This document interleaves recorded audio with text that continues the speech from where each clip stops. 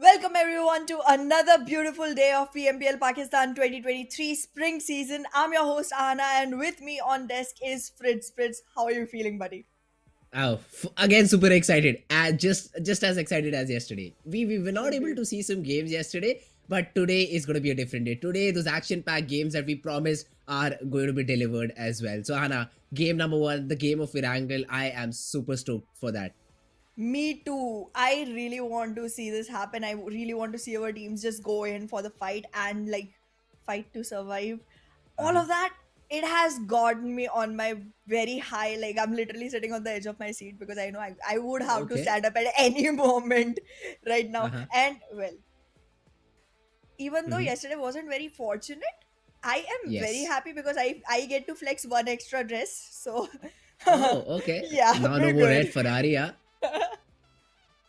Oh, that's true. That's true. I mean, but talking about today's game, we'll jump to the Yes, overall schedule as well in a bit. But talking about the games today, I mean, we had expectations from a lot of teams yesterday. I mean, aggressive region, Pakistan. These two words come in the same sentence. This is the most absolutely. aggressive region as I've seen till now. But we were not able to see those games yesterday.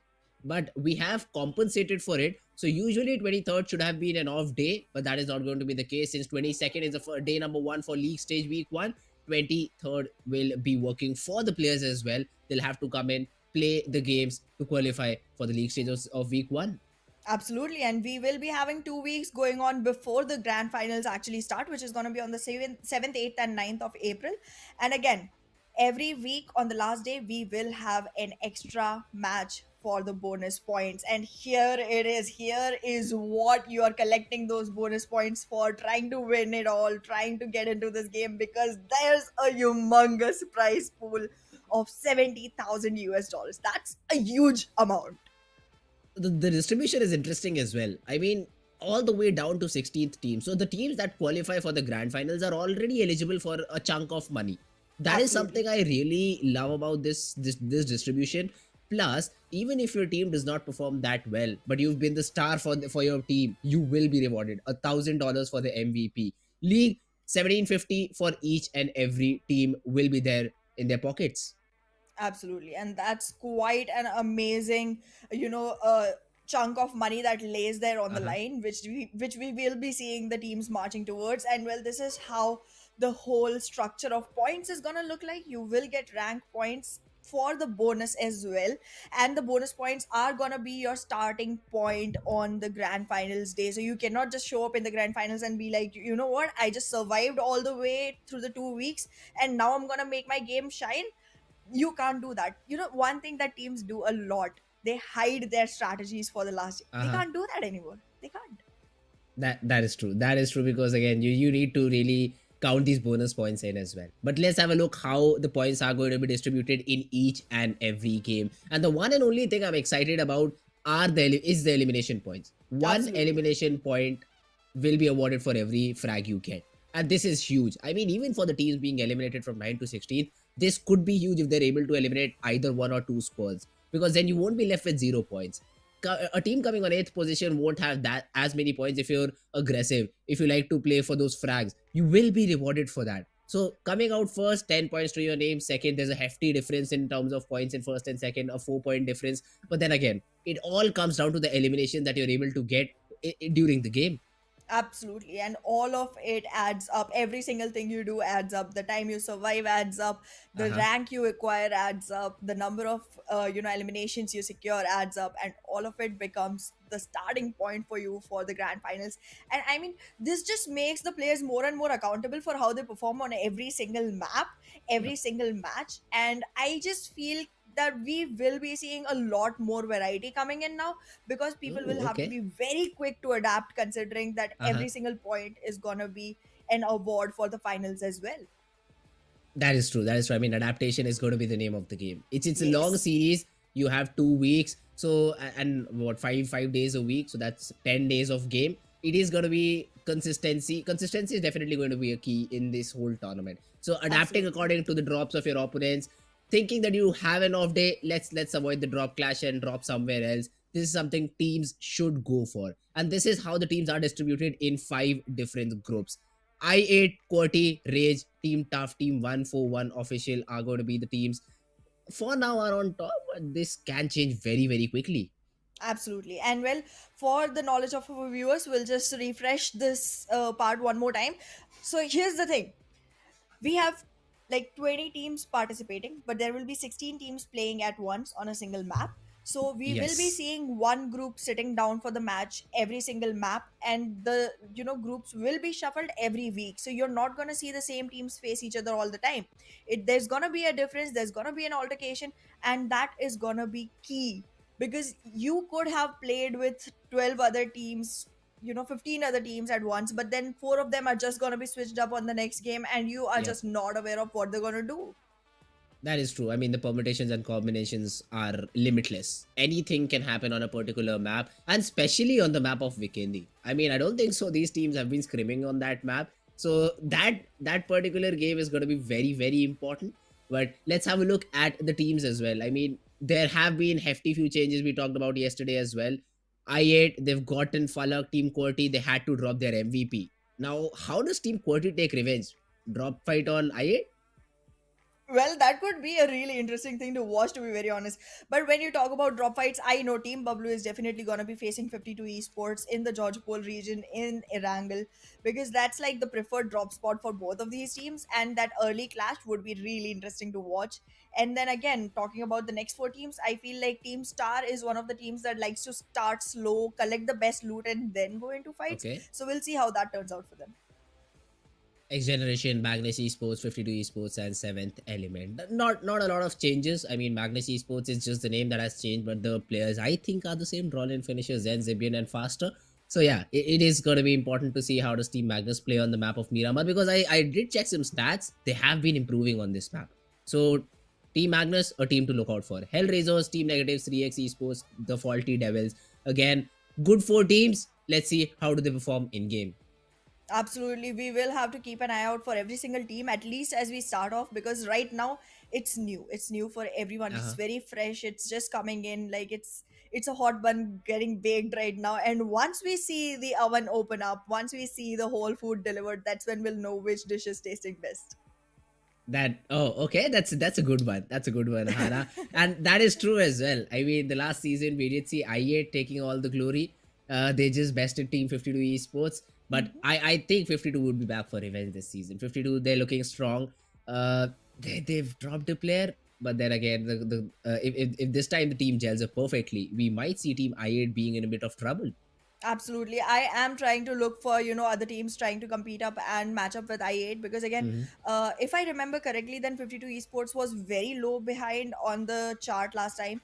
And the fact Okay. that you mentioned, like they have switched up one player from their team, Hmm. if that switch up works out well for them, they could be climbing up. And it is going to be an upward hill climb, it is going to be steep. But then that's what our players are here for. They like Yes. challenges, they like to take the fights, they like to stay alive. And I guess, I mean, everyone likes to stay alive, I guess. That's Hey, talking about anyways. being alive. Now I would like to bring it to the notice of our audience. I even talked about it yesterday. We don't see a lot of heal battles on that map of Yes, Sanhok. that's true. So that is something I'm very happy about, because in some other regions, I mean, I was frustrated to see those heal battles. No action going on, just players running around the map, collecting what 30, 35 odd first aids for themselves and just healing themselves up for the next 10 minutes. It was irritating, but I do hope we don't see it in this particular region. And let's jump to schedule as well. So let's see how many matches will be played on Sanhok, how many matches will be played on the map of Erangel. Because again, Erangel and Miramar, very defaulty maps. The twist, the spice is being thrown in by this third map of Sanhok. Absolutely. And well, Team C gets to sit this one out. Group C is not going to be participating in this one, at least not for today. And that might just give them the upper hand, because, they just don't have to invest in that tiny little map. However, Erangel and Miramar are huge maps, 8 by 8 maps, and they Uh-huh. do provide a lot of area to survive through. But Sanhok, you see a lot of fights happen in the beginning itself, because tiny map, and then you have very little space to wiggle around without spotting someone. The beauty of battle royale comes out in this map perfectly. I mean, you go for you get a knock, you try to push your opponent, then you get third party. This is the most common sight in the map of Sanhok. Yeah. So teams usually they prefer not to take those early fights because of being threatened because of the third party. So they prefer not to do it. But what I've been hearing, Pakistan, they love to have just 3-4 teams in the final zone, which is not a common sight around the globe. So this is something I'm really looking forward to. Sanhok, early fights will get very, very messy. You're going to lose players left and right because the teams that are coming from behind, they won't take you down. They will first finish their knocked out players. That is how Absolutely. you steal those frags. That is how you steal those points for yourselves via converting those knocked out players 2 points. So this is something I'm really excited to see. Sanhok, a map of snakes, but I don't think so. We will see any in this particular region. Well, I am excited to see what's different that Pakistan is gonna, provide us, because again, as you said, it's very different playstyle compared to the rest of the globe, and Uh-huh. I am more than invested in seeing how different it gets through the match. Because again, as we said, the whole format has changed a little. You do have to Yes. bring in new strategies every single time to be able to survive, to be able to take more and more frags for yourselves. And well, if you do not do that, you literally fall behind. So there's a lot of adaptability that is going to be coming in, but it just depends on how different these strats are going to be compared to the ones that we generally see. But here we go, Hannah. Game number one. The map of Erangel is finally here, and I do see the George Paul Hill. So this is going to be a north-oriented plane path. Now the teams that usually dropped around farm, that usually dropped around Norupnoy, military base, they will be harmed because of this. Because now most of the time would be in the you'll be in the air while you're trying to get down, and the time for looting in the very early stages is going to be limited. Absolutely, and this is not going to be easy. Not going to be easy specifically for the team that we were hyping up so much yesterday, because the chosen drop point for team I8 is military base, and they will have to go way far if they want to make it there. So I guess we will be seeing a lot of gameplay difference coming in from their side. However, currently it seems like our players are packed and provided, locked and loaded, just waiting to get into the game. And once their feet touch the ground, we have to see how many stay on the ground. Now let's see. It's a Georgia Post split coming in for the side of team I8. I think they two of the players are in ruins as well. So I mean, it's a very dynamic drop. And look at the first zone shift. It's gone all the way north. It is supporting all the teams that have dropped Zarki, that have dropped Stolber, that have dropped Georgia Pole, and teams MGS going towards farm. Ferry Pier will be harmed a lot by this. Absolutely. And well, look at that. As we had expected, Team Star going all the way to Severny, it's a very isolated area. There's no one else around them as of now. But once the zone starts shifting, once the team starts rushing back into the center, it feels like Team Star will have a lot of advantage to them, because their back is completely clear. There's nobody who's gonna be swimming around them towards the back. All they have to watch for is their front, and they are going to have enough time to collect the best loot that they want. This is going to be super easy for them, at least for the first few circles, and I feel like they are going to be looking very strong for the initial fights. Although the region of Georgiopol is very clustered with I think 4 or 5 different teams, so that is something I'm looking forward to. I mean, we might see some drop clashes over there, but yeah, small technical issues I think. But we'll be jumping right back into action. We did not expect 4 teams in Georgiopol, right, Hannah? We absolutely did not, but now we have a leak. We know every Uh single huh. team where they're going to drop Yes, themselves, as long as the flight path stays the same. But well, yes, we're back. We're back with that you that is true. guys. And I would love to see this sort of game coming in, because earlier, if I talk about the meta, it was usually the plane path was a bit central, and then we saw these hard shifts of the zone going all the way north, all the way south. If the plane path was not central, we did see a usual central circle centering around the region of Pochinki. That was a circle that was being formed earlier, but right now we did see a very north oriented plane path, and then the play zone supporting it as well. So a good Absolutely. choice by teams not going towards the third island, not going towards Novo, not going towards military, because you take 2 minutes to go there. You have a minute to loot and then 2 minutes back to get inside the zone, which would have been very, very hectic.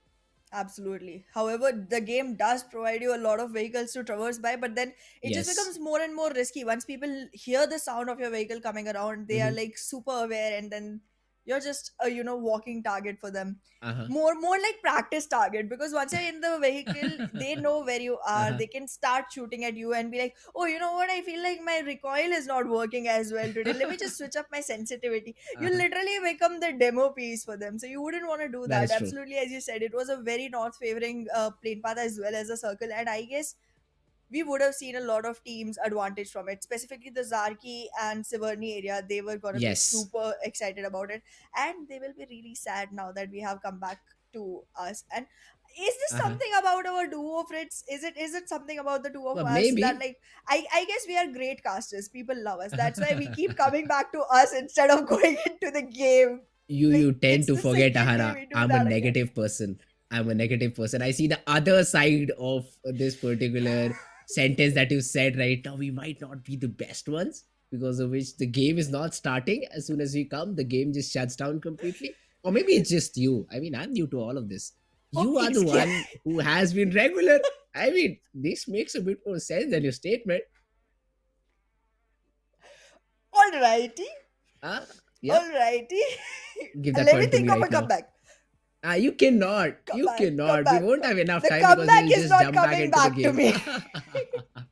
That won't. That won't because oh hey, let's another thing about in game though. About in game, Team I8, the drop I was very surprised by. I mean, one player Yeah. drops out ruins, one player drops out the southern side of the Georgia Pole Hill. The split between these two players could really be very harmful for them, because we did see players dropping out in the on the northern part of the ruins area. The players rotating from Severny will also get a clear line of sight on these players. So I8 not exactly sure what's going on, but I think that's just the early phases, or that was just the test game that they were trying to figure out how does the how the other teams drop, and maybe we will see Team I8 dropping into a different location from other games. But yeah, I mean, interesting strategy from Team I8. I would love to see how does that pan out. Absolutely, and well, this one forced me to think about the discussion that we were having earlier with Uh our huh. Urdu co-casters. Remember we were Hmm. talking to them about how the playstyle is in Pakistan region, and they were like, people Hmm. generally, even though it's an aggressive region, even though you see very few teams towards the end circles, you still do not see them trying to take fights early on. They try to Uh huh. play it, passive, at least in the initial zones. So I guess somewhere it made me realize that that might very well be the fact. That's why teams were very willing to separate out in groups and then still go Yes. ahead for that. I don't know, the teams better know each other than we do. However, it just takes one little hiccup for a team to go ahead and be Yes. like, you know what, I want to try something different, and be like, here's my gun, there's your head. Out of the game. Out of the game. But yeah, finally, welcome back to the stream, ladies and gentlemen. We are back with game number one. A similar plane path again through the Georgia Pole Hills. It will, I think, again impact the players dropping out south farm region. Not going to be accessible a whole lot. Well, that's true. And well, Milta Power, Lipovka, there's a couple of teams that generally prefer going to Novoripnoy and Lipovka. They both are gonna be very far-fetched choices for now. So we'll have to see how these teams turn out and how they take their spots on the map. But like for now, it seems like our teams have been in a rush. They're just dropping one after the other, and Team Star again going for the same exact position, I feel.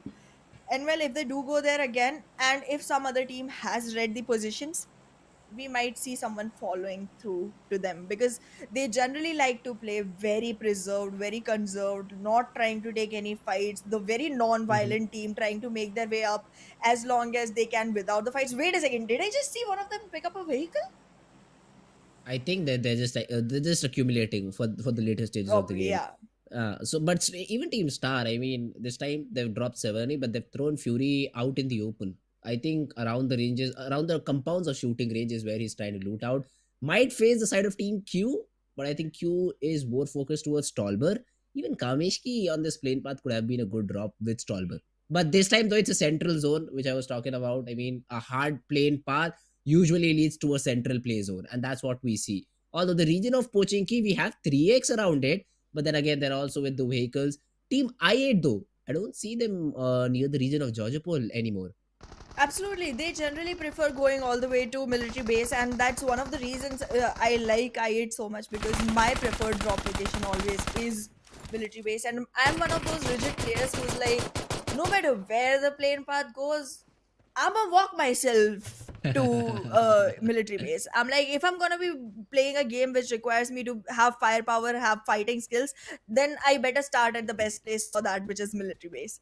Because, like, come on, who does it better than the army men? That is true. That, and the better weapons as well. I mean, tier 1 loot and military base tops it off. Makes it worthy to go in that particular place because you get perfect weapons, perfect shields in the very early stages of the game, which give you an advantage in those early fights. For now, though, we did see a threat of a player being eliminated early on. That was, I think, NES Mars. He was on the verge of being eliminated while being in the air, and then he would have come to you for your slippers, maybe, maybe not. But he survived. He survived for now, and his teammate now gets great shots onto Psycho. There was a headshot, I think, with the VSS. It did get him to the red HP, but not the knock. Absolutely. There it is, like, as we had okay, so here's the thing. I was slightly confused because I heard really different feedback coming in from a lot of people. Some said it was going to be very aggressive, some said it was going to be very covered, and I can see why. Like, people are investing in fights, people do want to take early fights, but they want to take it from strong covers where they can reposition themselves constantly. There's no, so there is aggression, but it is with composure. They're not just investing themselves into pointless fights where they're like, okay, either I do or I die. They are, keeping themselves in situations where they're like, okay, you know what, either I kill you or I don't, but I am not sacrificing myself. Ah, that's true. That's true. And talking about the side of Team Tough, they're all down towards the Georgia Pole area. This time they'll find it free. No more teams around you to worry about. The region of Hospital is also has another player of Team Tough. So it's a very distributed drop coming in from them as well. I've seen this a lot from teams in past for better loot. They try to cover as much area as possible, though they might get targeted in the later stages of the game if they're in the top 5 positions. That is something I have seen a lot as well. The lower teams going for those frags in the final few games, it tend to pick out teams which have these split drops to take them down one by one. This is something Absolutely. Team Tough early on. I think it'll work. It'll definitely give them good loot. I do even see most of the players, they do have the level 2 vest and the helmet for themselves, even decent weaponry to fight towards. So it's a good drop for now. Team TG near the region of prison. Again, it's a tier 2 loot, tier 2, tier 3 ish loot area. But Mm-hmm. then again, it'll equip you for those early fights if you want one of it. Absolutely. But well, I do feel like the fact that our teams are that separated and taking their loots is because they are very aware. Just like we had predictions of where each team would be taking their drops, our teams also have a very good idea of where each team tries to take their drop to. And keeping that in mind, I feel like our teams were very well prepared and had complete knowledge of in which regions they're going to be completely alone and walking free, so that they can cover more and more area. Like, as you were talking about Team Tough, they always get down on Hospital, and Hospital is generally uncontested in that area, because even though there's a lot of teams going to Georgia Pool, they generally try to stick to the upper region, the northern region of Georgia Pool, and not invest towards the southern side of the river. And I think that's the cover that they already have an idea of, and that just goes on to emphasize how strong their game sense and their game research is. Like, you cannot take this game lightly. Every single person here is well versed with what they're getting themselves into, and well versed in how to get themselves out of it. That is true, but for now, Team Magnus seems like they do want to get out of Pochinki though. I mean, it's a great spot to hold for now. The zone is central around this particular city, but I think they're regrouping is what they want towards the southern part.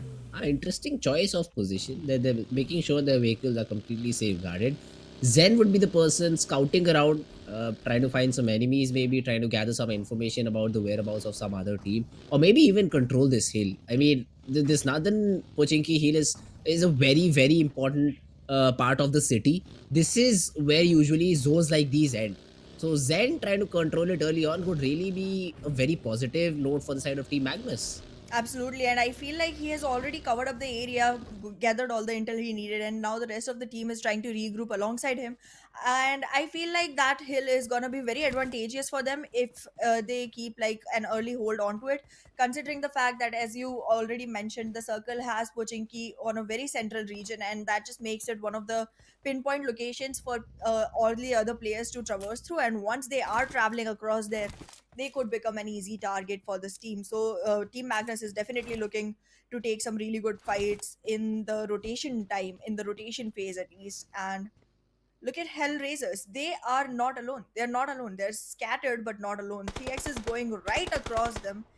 And just like we discussed earlier, the teams are investing in fights, but only when Uh-huh. they have a very good chance of surviving it. Right now, even though they have great compounds under their control, they know that the Yep. other team is with vehicles and can charge in with a rush down, and they are not trying to take that risk. Maybe they've not been spotted till now because I see the players of 3x trying to control the compound. Miracle is already here. I do see Zabnaf as well in the vehicle. Mom 2 trying to provide some cover fire, or is 3x interested in this fight? They're looking for the very first knock. They spotted the vehicle, so they're damaging them, trying to just get the back tire of Buggy to make it completely useless, and Miracle will fall back as well. So it's just basic damage, trying to be cheeky around here, trying to be irritating for the side of Team Hellraisers. And 3x, I mean, why not? You have a higher spot in this particular area. You know that most of the area around you is clear, so why not just harass the team in the compound a bit? A good strategy, I'd say. Team Tough, the virus is all alone in the side of ruins. He'll again spot the rotations coming in from the side of Team BABLU, and then again try to rotate by himself as well. The next 10 seconds is where these teams decide the markers for the next zone. They need to make some predictions and already try rotating around that particular area. Absolutely, because the late you get for the rotation, the more dangerous things become for you. Because in the later times, not only there are people guarding the circle, there are also teams trying to scrape by, and that just creates a lot of chaos, which results into untimely deaths of teammates. And you really don't want to invest in that. You really don't want to be a part of that. So early rotations could really be the way to go. At least considering the fact that right now this is the first match of the series, Mm-hmm. and once you start off, you want to make sure that you have a very good standing on the leaderboard, so that you can create not only a good spacing for yourself compared to the teams that are trailing behind, but also a mental reinforcement for the other teams, that okay, you know what, this is a team I need to look out for, this is a team I need to be aware of, so that they take a 3x. little bit of time before investing in a fight with you. 3x though in a lot of trouble. In a lot of trouble. They were caught off guard, trying to rotate. And now Carlo is being baited to take some shots. Faster, I did see him using the DBS. Yes, he has the DBS. This is not the range for this particular weapon. And Cairo makes sure he gets that knock. Cairo even gets a second. What And is happening, Team Magnus? They're choking this fight. Finally, Faster has been completely taken down. Zen. He is late to the party. The Mom 2 tries to get the trade onto what? Zen. Won't be possible. Magnus, they do eliminate their whole opponent, but they've taken a loss of 3 players in the process. It was a 4v2. Somehow only Zen survives out. Well, that's true, and that is not a good trade, not for the initial circles at least. And well, look at that. Already, HellRaiser is trying to take a capitalization on that, and Adnan was trying to make a few shots that could connect. However, that connection did not result into anything. So, for now, Team Magnus still has one person surviving for them, but that's not going to last long, because there are awareness that the teams have already acquired from the kill feed. They do know that there are people that have been knocked down from one single team, one after the other, and they are going to be easily able to spot this. And Drolin might just, lose his breath very soon. Yeah, he's been taken down. I mean, Magnus, they're not working towards getting Drolin back up, and Absolutely. definitely it makes sense. I mean, Zen, he's all alone. He does not have an idea. Freestyle is also here. So is HellRaiser. So I mean, it's not worth the risk. It's not worth the risk at all. Drop shot. Does he spot Drolin? It's a free frag. No. Okay, he bleeds out. So that point will go to the side of Team 3x. Nando definitely spots drop shot over there. Team Freestyle in the scopes of Team Hellraisers now. Let's see if they do decide to fire or not. But I've seen something here, Ahana, in previous few games as well. They're Mhm. not using those bolt action rifles, and I'm worried. I mean, I love to see those Kar 98 shots being hit, those M24 shots being hit in long ranges like this. I But feel like, uh yeah. I just feel like there's this thing. So from the playstyle going through all this time, I have observed that our teams generally, want to hit some shot, and if they are able Uh-huh. to convert it into a huge damage, if they are able to convert it into one frag at least, that's when they try to take the actual fight. That's when they try to actually invest in that fight and commit to it. And by the time their commitment idea comes into play, they actually charge in pretty well. So I guess that's the reason we are seeing a lack of long range weaponry here. But however, as you said, it's really beautiful to watch though. It is. Let's see though. Now we do have XGeneration. Q Khan will be spotted by Hunter though. It's not Thug who takes the first frag, but it's Hunter. Meanwhile, Team Magnus on the other hand has been completely eliminated. So Zen, who was trying to survive, gets completely picked off. And XGeneration also being presented with a gift. A solo player in this particular compound tries to take control, gets punished. Team XGeneration says thank you very much. Well, we are seeing these teams really try to scrape their way through, but still again, right now the game seems to be on a standstill. There are spottings, but they are not resulting into much. As of now, two teams are already eliminated, and that seems a little quick. We are only into the third circle, and this is a big map. It's already a little difficult to, spot people. And then again, the moment you spot someone going ahead, taking that fight, and actually converting it, that's huge. That's huge coming in from these players. However, take a look. We might see someone take extra advantage of this fight starting up between Team QWERTY and H2. Let's see, H2 is already playing a player short. One of the players had been taken down very early on in the game, and now there's knock as well. So it's essentially a 2v4 situation right now. Team Yep. Quirty, they're being very cautious though, because I think there's a third party element as well to this. We do have Absolutely. another team behind their backs, so H2 will get some breathing space. But now, how does Team Quirty respond to this? Because Pop is not in a very good position. I don't see a vehicle around him. Yes, there is a player, but he also decides to just bail off. Chef just going towards tower, trying to protect more trucks, who's already very low on HP. Even Team Quirty lost a player. Khan is out of the game, and one of the players is stuck behind just a rock. Absolutely, it's gonna be a very sticky position, and at this moment, all I can think for Pop is the very legendary movie 720 Hours, where a person was just stuck between rocks. That's his situation right now. However, in the Okay. meanwhile, Mm-hmm. Aegon XI8, they have started taking capitalization of fights. They are going on collecting frags for themselves, collecting those elimination points for the team. However, in the meanwhile, as we were expecting, the third party is waiting to happen. It's completely on a commitment mode. And look at TFD just making its way all the way through towards Oh, the H2E zone. and Team QWERTY. This is not a good situation for them. However, the zone favors those two teams. So third party, it has to happen quickly or it won't happen at all. XGeneration is super lucky, I'd say. They're super lucky. The zone is dead center for them, and they should not lose this game from here on. I mean, they are at a very huge advantage. Agni XIA, Aegon XIA, they've been getting some frags left and right as well, some logs here and there. Team Star, they also have a compound on the very edge of the zone, so they can decide when to rotate and when not to. H2E, Team TF, Team Tough, all of these teams have engaged into fight.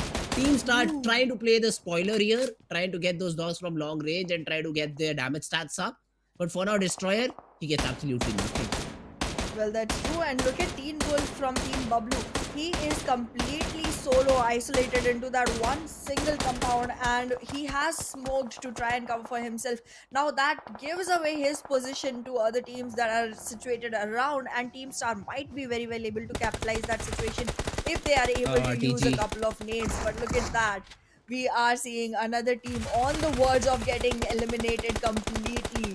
Is this gonna work out? I don't understand the two split coming here in the final few zones. I mean, this is the time you regroup and you try to rotate together. Not in a single vehicle though. A good spray Nah. might take your whole team down. The North Esports is ready to take the risk, or they're just saving the vehicle. They're just saving the vehicle, but 151 meters and the zone has already started to shrink. North Esports, what's the strategy right now? Team Grounders, they've lost Evil Boy and Mr. Black, who tried to force the hand of North Esports, but now it's just Destroyer and Kirwa left all alone. Let's see, how does Team Grounders approach this? Well, Team Grounders is gonna be have to be very, very careful and very, very cautious for this one. If they miss up at all, that misstep could result into loss of players from their side. However, in the meanwhile, look at Tough. They are losing players left and right, and look at that spray. Really, really crisp connection coming in from the side of Iron, and he might just be able to secure a Yeah, that's complete the team zone. elimination for himself. Now the zone is going to force these players out. North Esports, they also need to rotate, but the grounders, I mean, now they really don't have a chance of surviving. Team BABLU though versus Team I8. This is the fight I'd love to see. Although even HellRaisers are trying to invade the compound of Team Star. The player of Star has a very good angle, but Team Tough plays that third party role, eliminates the last standing player. I8 they lose UZM, but they've been able to rotate inside the zone. Team Star still comfortable around the compound. NEG Shaheen though gets a knock onto Nightmare. Zyro is trying to take a good spray. The vehicle is on fire. You need to get out of it as soon as possible, but Tough. They've lost a player as well. M7. He has been knocked while trying to rotate. Zyro, he's dishing out a lot of damage, but he still hasn't been able to get a frag to his name. Absolutely, this damage is of no use if you're not able to convert it into an elimination point for your team. And look at this position right now. XGeneration, Team Start, NES, all of these teams are so close to each other that it's a complete chaotic Oh, this situation right nade. now. No matter where you take your aim, it is gonna hit someone or the other. And look at that. A complete charge in from Team Negatives coming in Great towards nade. NES. This is not looking good. This is not looking good at all. Negatives, they're using the util perfectly. But the players of Team NES, they're outside the compound, not inside. So this is going to be a difficult fight to win. And that happens. The DBS in the close range is just a beast. Buzzit goes down. Arif has been taken down. Though finally Shaheen comes in with a trade. It's NEG versus NES. Iron, the last man standing with the DBS. He's trying to close in the distance. But see how smart the players of Team NEG are. Pinkman, he goes out. He tries to take the frag and creates a distraction. Guru comes out, finishes the side of Team North Esports out of this game. Well, I gotta give it to Team Negatives. Wonderfully done. Wonderfully done. The way they created that sandwich situation, you had one man coming in from the inside of the compound, one man from the outside. You could not have gone anywhere. You were the one person who had nowhere to go, and it was just like a hill on one side and a cliff on the other. You could have just not survived. However, right now it feels like Team Tough is in the same tough situation that they were in since a while. And Joker, sir, he seems like he's the last one standing, and it's not gonna be good. He is in the cover of smokes for now, has a shack to play as well, and a DBS. So he is in a really good spot, but then again, the zone is not playing in his favor. It's 37 meters away from him. Joker has been spotted. The molly is connected as well. Yeah, I mean, the shotgun could have been very deadly in that range, but it does not get a time to connect. And Star, is that a self nade? Or, okay, it did not burst out. Otherwise, two of the players of Star could have been taken down. But Star, they've got those 6 frags to their name. And now looking for more. 7 teams remaining, 19 players still alive. Team TFD left with just 1, QWERTY with 2, H2E with 2. I8 has 3 players, but look at XGeneration. 9 frags to their name, 3 players still in the game. Absolutely, that's looking pretty strong. I feel like in this game, Team Star and X Generation both have quite a good, chance to actually make it through to the last 2 teams that survive in this game. However, I did feel like QR could have stood a chance, but it feels like they're not investing in any fights at all. And if they do not, they are not going to gain the momentum that is required to survive, and that just might result in their One tap. disadvantage. Look at Team Star losing players one after the other. This is not looking good at all. Here we go. Here we go. Rex, what are you doing, Rex? Why are you punishing them No more so heals. bad? Team Star feels like their stars are just shooting across the sky. See, I don't think so. He'll be able to eliminate the whole squad, but he's done enough damage, right? He's got 2. He's got destroyed to very little HP. He gets back to reset it. But then again, he does not have a lot of heals. He has nothing, literally nothing to get himself back towards a good HP or fighting HP. Miracle, I don't see a way for him to get back into the game. Zyro might just, because there's a smoke right in front of him and has still good health. Though QR quick body gets that frag onto Miracle. Even Zyro gets taken down. Tarzan's volley connects on Destroyer. And now Rex, he eliminates the whole squad. What It took just 3 happened? different squads, but Team Star is out of the game. It is looking so bad for them, so bad it does not seem like they have any more chance. This is what we were talking about. There's so much to prove for the qualified teams that they're just gonna be punishing the invited ones so bad in the starting itself. Like Team Star just lost their breath to a very bad situation. Like they were looking super strong. They were leading the scoreboard. They were right at the top, and then you just see that whole structure under them vanish, and they're like 6 feet deep into the ground now because all of their players have been fragged out. Just 5 teams remaining, and there's very little chance for QWERTY and H2E to actually make it through. They have 2 players each, and that does not look like a good fight, not a fair fight moving forward from here. We might see the same thing happening to I8. They've been forced into the open, and it's team XGeneration in front of them. And this is the only team that has got double digit frags to their name. 10 True that. frags for now. And now I8, they'll be walking into their hands. QWERTY even has a chance to, throw in that third party element as well. Already look at the HP for Aiku. He's very, very low right now. He cannot rotate for now, and the remaining 2 players have been isolated. They've decided to move inside the zone. So I8 is in trouble. Falak, he's cooking a nade. He's trying to throw it. He's trying to get a knock. Decides not to do so. Has a vehicle to escape. But Shahmir boy, he has been able to get that first knock. A nade. Falak does not connect. It's a DBS around the corner. But the M4 comes out on top. Falak, okay, UMP comes out on top. But Hunter gets the trade. Shamir, great cover fire being provided. Blade is on the ground as well. And I8 is just being survived by a single player. Absolutely, but however, I do gotta say this. We got to see why Falak is Falak, why he was the MVP of the last season. Because when you Why? saw the way he took that fight, it was very surprising. It was out of the blue, but he still had his fingers on top of it, and that was looking very clean coming from him. However, the long distance thing that did not work out for him. He's not meant for long distance. He needs a close up relation. QWERTY still with 2 and they're inside the zone. So they're accumulating those position points slowly and steadily. Although they just have 1 frag point to their name. This could be concerning, but you'll take what you get with 2 players, right? I mean, you cannot expect much.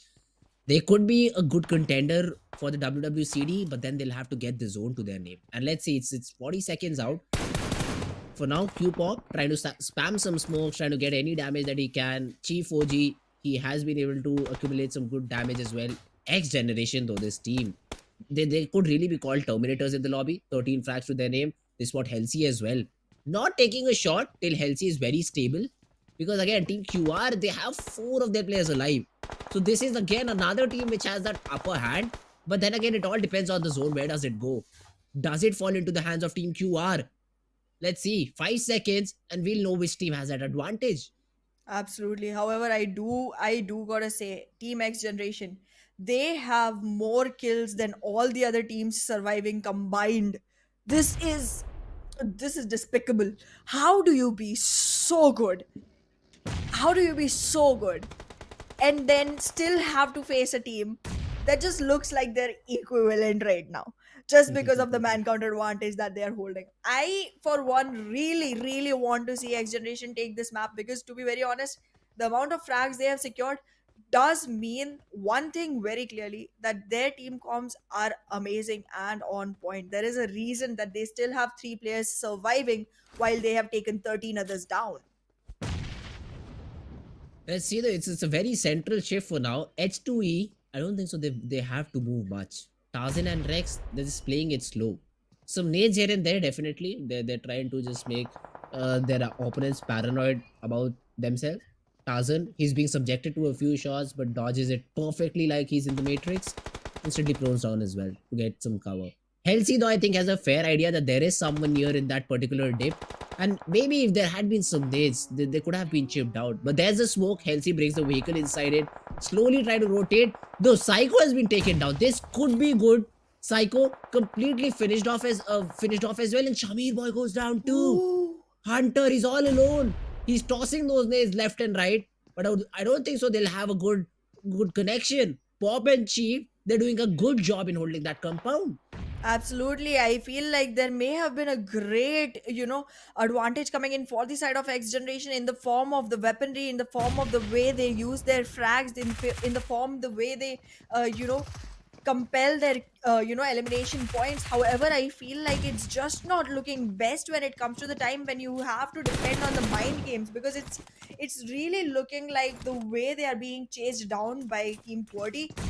It's not something that you can win completely on the basis of your firepower or completely on the basis of your aim. This is where you need to start getting smarter about which fight you pick, when you pick it, and how soon you get out of it. This is an important fight. This is the only remaining compound, I think, in this whole zone. And now Team Q and Team XG, they're fighting for it. Shamir boy completely boosted up.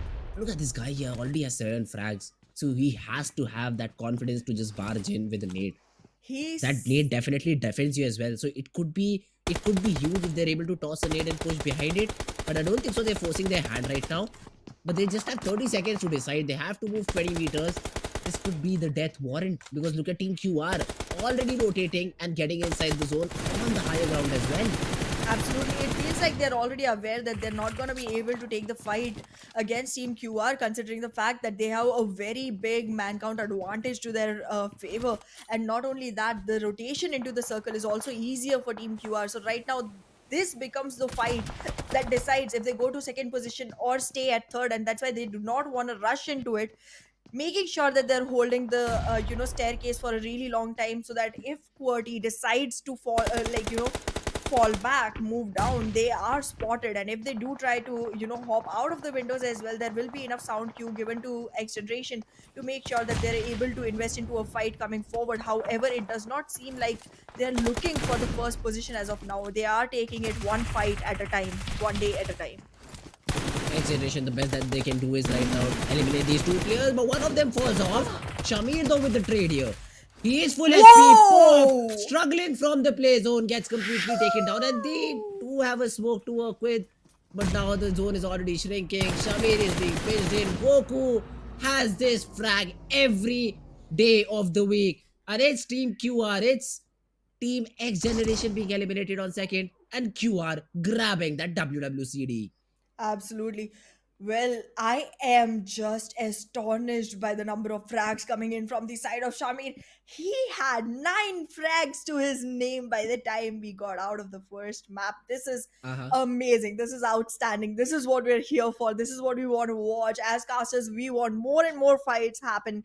We want to see them happen right in front of us. And if one single person takes that many frags, you know exactly where to look. Guys, we'll be throwing things off to a very short break, but we will be right back with the post game analysis.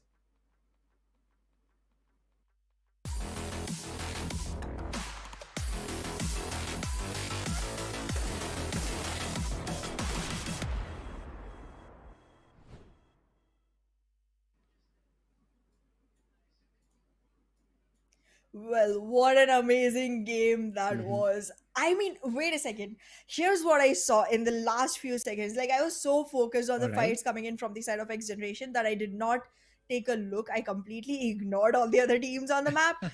And in the end, once the winner winner chicken dinner was given away, I noticed QR had Okay. 15 eliminations.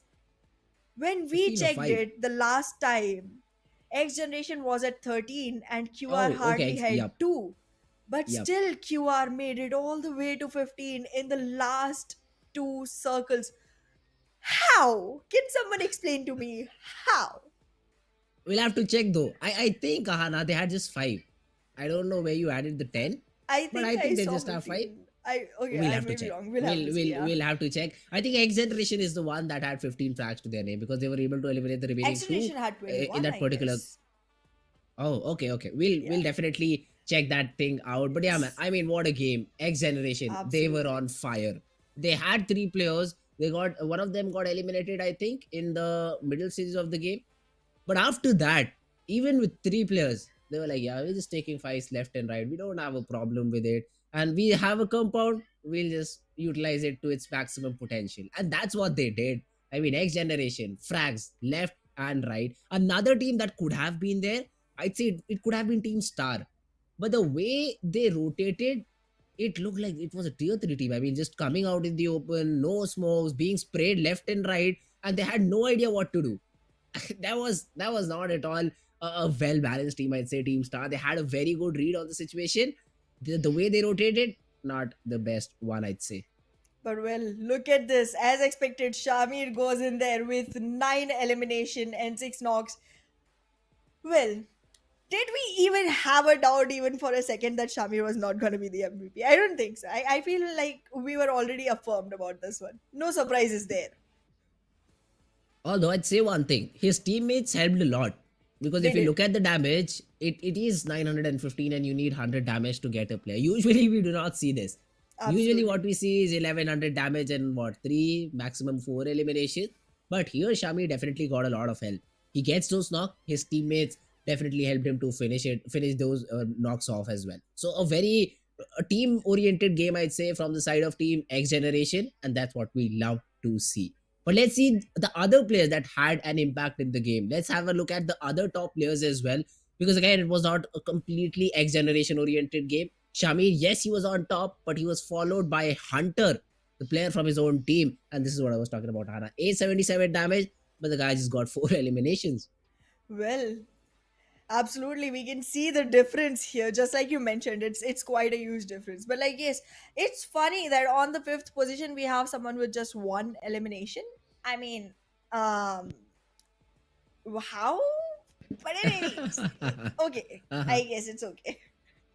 Hey, Tarzan from the same team as well, H2E. They were playing it together as a team. 4, 5 frags, I think, the number that they were able to get, and ended up on fourth position.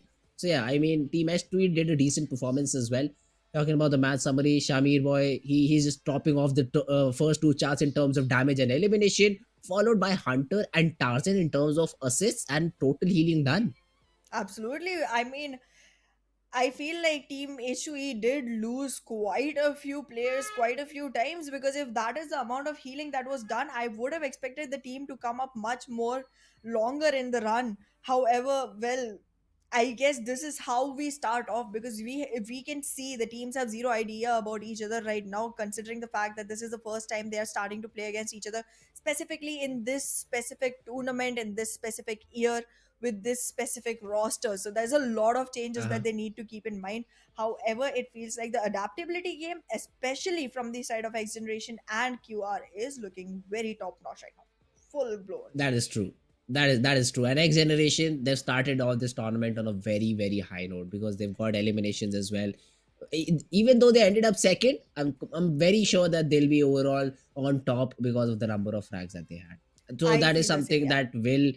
that will go in the favor of X Generation. But I'd like them to continue in the same fashion. So that is something I'm looking forward towards. But that was it for now, guys. We'll be looking towards the highlights as well. Oh, hello, guys. We are not the highlights. It will be just rolled in a few Maybe seconds. So we here we. are. Who Oh, okay. knows? Yeah, I mean, we've been on the desk the whole day, right? See, here's the Before the thing. game, after the game. I feel like our production agrees with me instead of with you. Okay. Last time I Uh huh. said that Okay. maybe we are really good casters. That's the reason we Mm-hmm. keep coming back to us instead of going into the game. And you were like, no, maybe we're just bad casters, and that's why the game doesn't, start. The fact that we are in highlights Mm-hmm. means I was right and you Okay. were wrong. So live with How? that now. I don't get it. How? I Please, think could I think you? we should start a tournament among us as well. Like, this is a gaming thing, so let's do this. Uh huh. Every time you say something I cannot bring a comeback to, you get a point. Every time I say something you cannot bring a comeback to, I get a But point. then And you're in the end of the tournament, okay. we will decide who wins. I Okay. will be the one keeping the score, so I can already announce No, I win because I that's will be messing no, it no, up. no, no, no. That's just not fair. Plus, I don't agree with your statement. Let's leave it to the audience. Let's leave it to the audience to figure that out, and not you because I don't believe in you. I don't trust you because you've already said you'll dance with the numbers and not make it fair. So how do I Well, trust you? I mean, it's from your own mouth. But yes, highlights is what we're waiting for right now. And I mean, we did not see a lot of action in the very early stages, but it was very exhilarating towards the end. if there is an award for someone securing the most number Hmm. of eliminations in the highlights, I think that is going to X Generation as well for Shamir Boy, because well, he Uh did huh. a great job. And specifically, okay, not gonna lie, even though there were Hmm. less number of frags coming in from his side, I feel like Falak and his game are just amazing. Like the one frag that we did get to see from the side of Falak, it was very on the toes. Like, He had no idea someone was coming in, but he was still so alert, so aware. Immediately, he was able to shift his crosshair, take the fight, and win one which we thought he was gonna lose. Since the moment we started seeing like the silhouette of the other player coming in, we knew Falak could not make it, but That is he true. did. He did, and I Mhm. was like, how? I mean, okay, that is one aspect of it. You got a knock, but then again, as a team, I think they were Yeah, not completely up to the mark in game number one. But it happens. I mean, you still have a lot of games to figure out what went wrong. And the first thing that comes to my mind is one of the players being eliminated very early on. UZM. I think he was trying to secure a compound or maybe try to rotate. I don't exactly remember, but he was taken down. So essentially, I8 was playing with three players, and then the zone did not favor them. So again, another negative point added to their whole tally of what went wrong to the map of Erangel.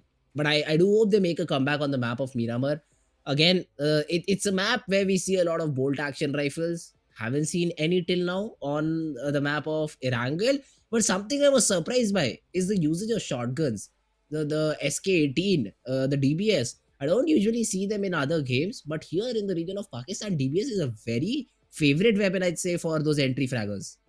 absolutely. And I guess there's a reason to it, and the reason is they want to take the fights. They're scared of Uh-huh. nobody whatsoever.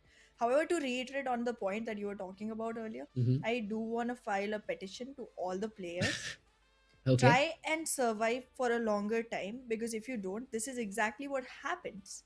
People don't remember people who get picked off so early on in the game. That is why my able, very able co-caster could not remember what exactly UZM was doing when he Okay. got picked off. So if you want to be remembered, you better survive for a longer time.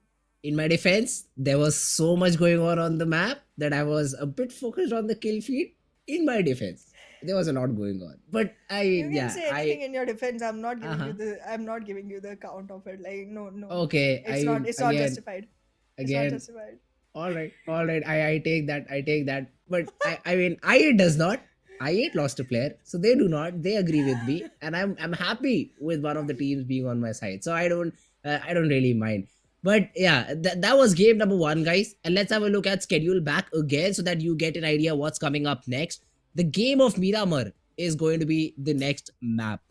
Erangel won by Quantum Rage. Let's see if they're able to repeat what they did in the map of Erangel. This time though, with a few more frags.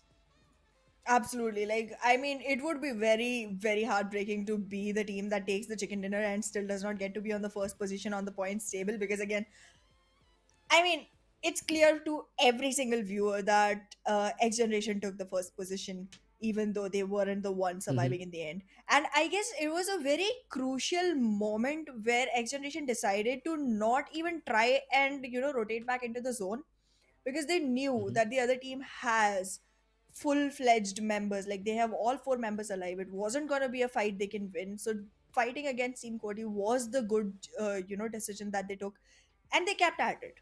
They kept at Oh it yes. and they won it. So nonetheless, wise enough to actually go ahead and make the right choices for the team. Oh, that's true. And Quantum Rage, though, the way that they played, I mean, keeping all the four players alive in the very final zone is a very good way to compete in these battle royals. Team Star tried to do it. We did see what happened to them. Three teams trying to just take down one whole team together, but they were in bad positions as well, so no justification can be given there. Two of the players were taken down by a single player with what 50 HP left to his name.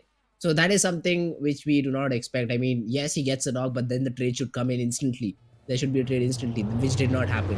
So that is something the side Ooh, of team Star could improve upon in this map of Miramar. Let's see how does this pan out. I want this plane. I want this Buy airplane. it. I want all the studded shiny stars, gems, stones of this plane. Small little However, Hana. going back into the game, Hmm. a very southern flight path, really difficult situation for all the teams trying to, choose their drop locations, because again, anywhere above Saint Martin is difficult. It is difficult, and it's gonna be very disadvantageous as well to try and rotate all the way there. However, we'll have to see what the circle favors. Depending on that, we can see the teams decide on whether they want to make that move towards their decided drop locations or whether they want to stick with something closer by. But I am expecting quite a few teams to go towards Los Higos, because again, I think I am a very, island oriented person. So any tiny, separated, secluded island is my place. Please come to Los Higos. I'll welcome you with a lot of flowers and serenades.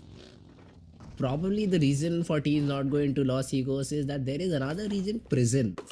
And no one Yes. wants to be in prison, right?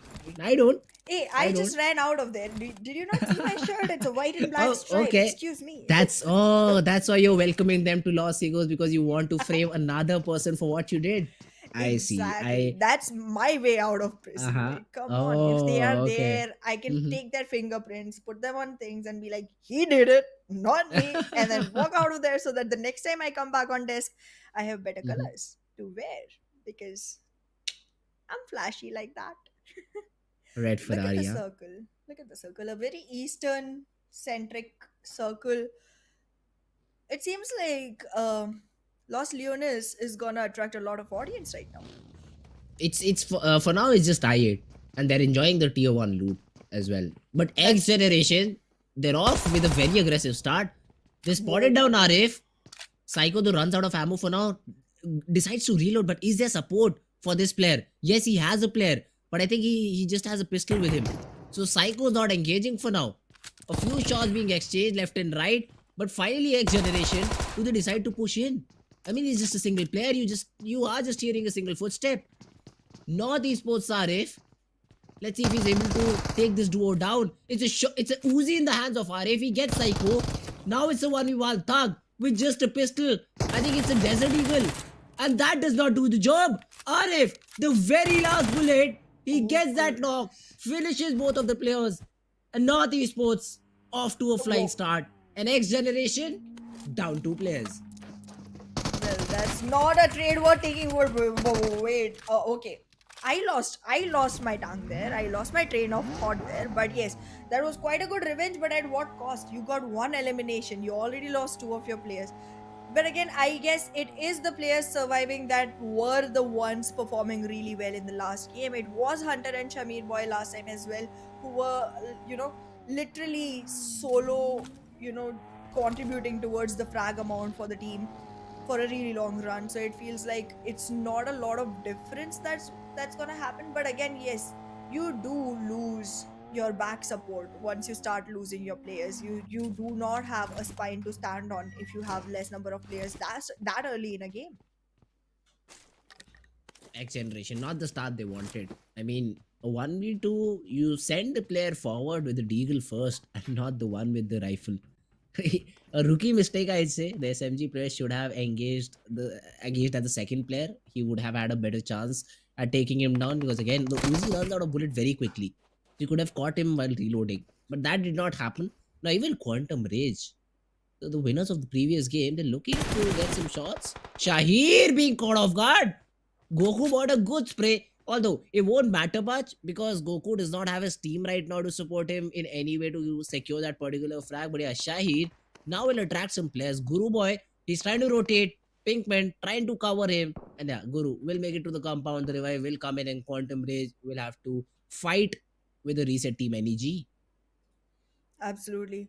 However, Fritz, I do see your wishes being tended to. You wanted to see long range fights, you wanted to see long range damage coming in, and there it is. Uh-huh. But well, no connection yet. Guru completely saves himself all through, uses a smoke, makes his way towards Shahir, and he is gonna be able to go in for that, revival. He will be able to heal Shahir up, and then that might just become the way they get to keep all of their players intact while looking at the position from Pinkman.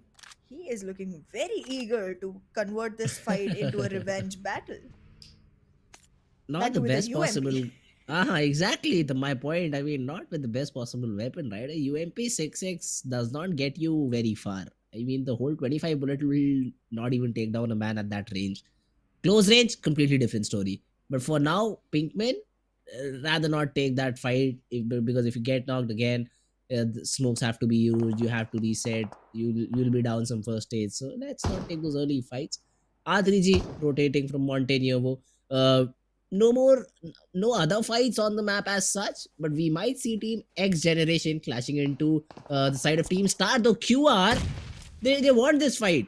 Pinkman is being pressured. A nade towards him. Senior again with the shotgun. He's pushing in. The peak Ooh. comes in, but it's Kubio from long away with a Winchester who gets that knock, and Senior finishes him off. Absolutely, this is the fight we're talking about. The amount of team coordination we are seeing coming in from the side of Quantum Rage, and the rage is boiling each match as it passes. Because look at that, like last time they were not even investing into fights until the last couple of circles. But look at Miramar, they have just started finishing players off the moment they got on ground. It is looking like a match they were prepared for. It is looking like a map they were prepared for, and right now it seems like they have entered with the mentality of winners. They have entered with the mentality of confident players. One chicken dinner on your table, and you just have all the protein intake you need for that coming map. Let's see though if the hunger for Team QR is completely finished or not, because there are three more players of Team NEG that are still hanging around. Shahir goes down as I say that. Goku Bot is able to get that lock, and they definitely do want to take this fight. They're already sitting in those vehicles, they're already rotating towards the remaining players of NEG. And Scooby-Doo Papa, a great name with a great shot of Winchester as well. He was the one to get that first knock. Absolutely. I mean, I love that name, and it's completely one that caught me off guard. I was like, wait a second, did I use that earlier as well? This is not how it's spelled, but it's still sounding the same. So I guess the same thing, anyways. However, Quantum Rage, look at that. They are being That's the as UMP. aggressive as you could be. Their name, they are justifying their name. They have all the rage in them, and they are fighting at a completely new level this time. Look at that, three defeats already to their name. And I mean, this is just the beginning. We haven't even reached stage one end yet. 16 seconds still to go for the first zone to close in. The bad thing about this is Scooby-Doo Papa does not have a good weapon to work with. A Vector and a Winchester is what he has. So he better find some good weapons. Although he can take all the time in the world he needs, because this is not a very harming zone to say the least. You get very little damage in the zone in the first stage, so you can spend some time outside. Team TFD also just rotating late, making sure they don't enter the city, because they've probably heard those gunshots as well. So they do not want to mess around right now. Scooby Doo, he's just hunting for medics. I think right now. Halsey coming to pick his comrade back up, and now I think they'll rotate back inside the zone.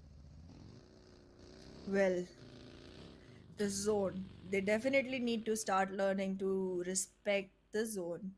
Miramar, not a great map for trying to stay lagging behind in the zone, because one, it's a huge map. Two, it contracts really quickly, and three, that damage, it's not something you can deal with, considering the fact that Miramar is one of those maps where you see a lot of teams trying to guard the circle, a lot of teams trying to sit and wait for you to arrive, and then just welcome you with all the shards they have, bullet shards nonetheless. But again, I feel like our teams, they know it's the first circle, obviously, so they're not going to be that worried. But still, I am one of those players who, even though wants to invest in every single fight like a person who has zero idea of when to stop, but I still never try to challenge the zone, because for some reason in my head it's like, if I die to the zone, I'm not even being picked off by a human being. I'm being picked off by the game. That just does not sit right with me. You get mad because of it, huh? I Yeah, get I'm it. like, at least give me the dignity of being killed by another human being who's better than me, instead of just a zone that sweeps across my face and then I'm just trying to chase it. I never chase anyone, okay? Except for food. That I have to chase. It runs away from me. Oh, okay, but for now, let's see if Team 52 Esports runs away from the side of Team 3X. Cairo, yeah, I am sure he has spotted all these players trying to rotate. has called for some backup as well. We do see the little dots on the mini map. So 3x Cairo is not alone. Hassan and Jallad are alone though. Both of their teammates have taken a ridge on the other side of the road and they're still rotating as well. So I don't think so. 52 esports, they're happy with the position that they have. Chotu though, if he's tempted to go for that pickup truck, that is when Cairo can activate and get a frag to his name. But other than that, I don't see him trying to, shoot even a single bullet right now on the side of Team 52. Well, Team 52, they did have a very promising start. They did feel like some teams that are, star-studded and will be going in for the revenge from the last season. But this time it feels like they are up to a very slow start, and I am waiting for that to come Oh, there we into go. action. But look at that initial stage itself, and Joker is turned into a joke nonetheless. Look at Cairo takes another one out, and Hassan is just laying there on the ground now, crawling his way to a teammate that cannot even go ahead and revive him anymore. Jallad, the only one standing from the team, and I don't feel like he has enough instinct from the criminal side to actually go ahead and make this fight a winnable one.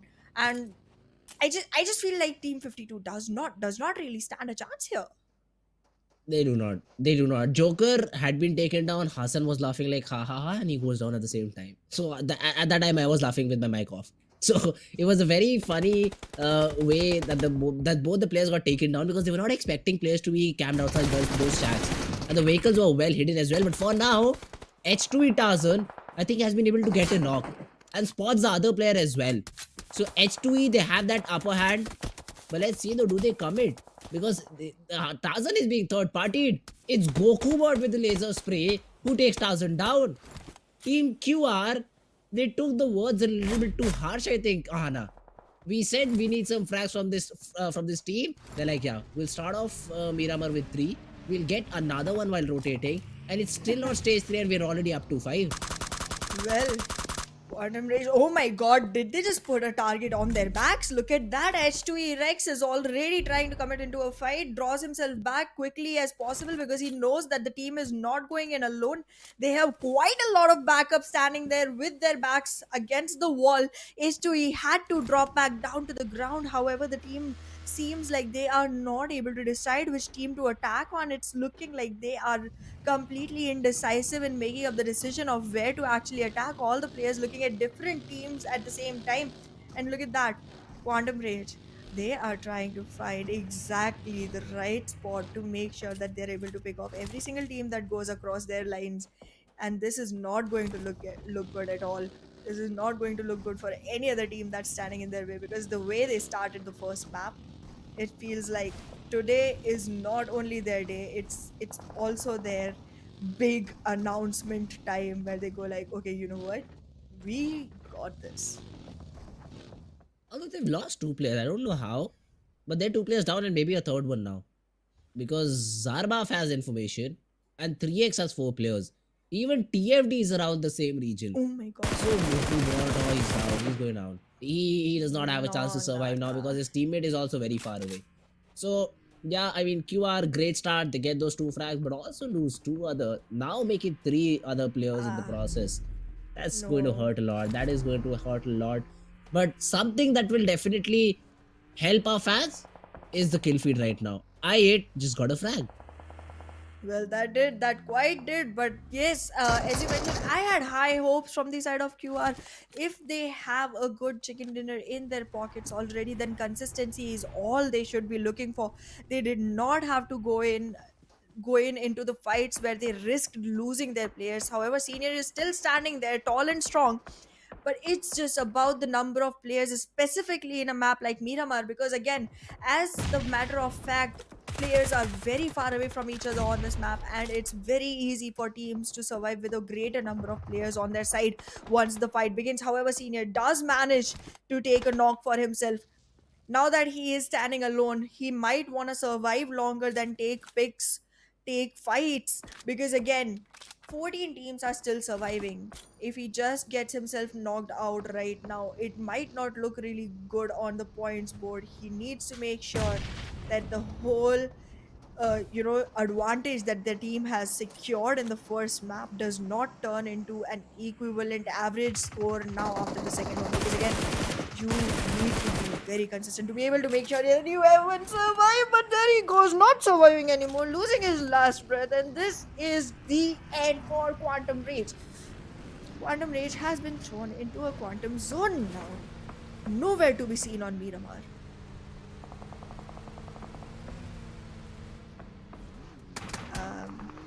Well, 3x does look like Uh-huh. they have, turned the tables around. They definitely have turned the tables around. We saw them being like one of the early few teams to get knocked out the last time, but this one definitely looks like one they're going to be able to survive through. It's already been 13 teams remaining. It's looking quite strong for them. 3x though. Look at Zabov, I cannot see his HP. Although he's still surviving somehow. Mom What 2 has is been he? taken down. And Miracle is healing. All in the open 3x. Where? How do this team get themselves in these positions? I mean, I expect a player to be taken down in that and a player trying to go and get that revive. But the remaining players are also coming in, trying to smoke off just a single barn and being shot in from 2 different ways. I don't know what's just happening. But even TFD Easy, that's not a peak you take for 2-3 seconds. They've already lost Jedi. Easy is down. Leon Freestyler could have been under a lot of pressure, but I think because the zone is already shrinking, it's all down to stage number 4. So I don't think there'll be a push onto them of any sorts. So that's a good factor for them as of now. But let's see where does the zone shrink, because that is a very important thing right now for all of these teams. 141. I'm not a fan of this 2-2 split that they've decided to go for between petrol pump and a compound, because they cannot help their opponents, help their teammates right now if an opponent tries to rush them. Absolutely. I mean, I don't feel like I should even be like, talking about a team right now, because to be very honest, every time I start to, at least in this map, the team starts losing, and this just does not make me very happy. However, look at 141. They have a 2-2 split going on for them. They are going to be able to take H2E on a very sandwich situation if they go for it, and H2E will have to make sure that they're very, very cautious going into this fight. Three players surviving from their side, all three at a very huge distance from each other. It is the map of Miramar. I get it that the players do get to stay away from each other and still survive a little, but no, not in this situation, not when another team is already targeting your backs. Let's see the H2E. They did lose Tarzan right in front of us, and now they're left with 3, Dread, Rex, and Asad. Let's see if they're able to get any knocks from here on. Mithi though has that M24. Come on, Mithi, whip it out. Thank you so much. Is he listening to me? He instantly whipped it out and took it back. But yeah, I mean, the suppressed M24. Don't value Only yourself if I. so much. Nobody is listening to you. Not even Oh, me. okay, Hala. All right, we'll definitely take care of that in the future broadcast. But yeah, okay. For now, there are a lot of fights going on the map. I8, Absolutely. they've taken down 3x. I think 2 of the players have been taken down. One of them is Yup. knocked, and 3x is on the verge of extinction. Absolutely, and look at this. Impala looks like the new center of attraction for all of our teams. And again, it was a pretty easy reach for the side of I8, because they were, starting their camp in Los Leones. It was very close by, and they were able to rotate without much worries in their path. And look at that.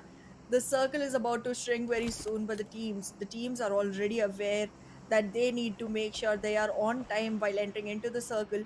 And this looks like one game which does not lose anyone to the circle, does not lose anyone to the play zone. And look at this, H2E trying to take a fight with a team while their members are already engaging with another.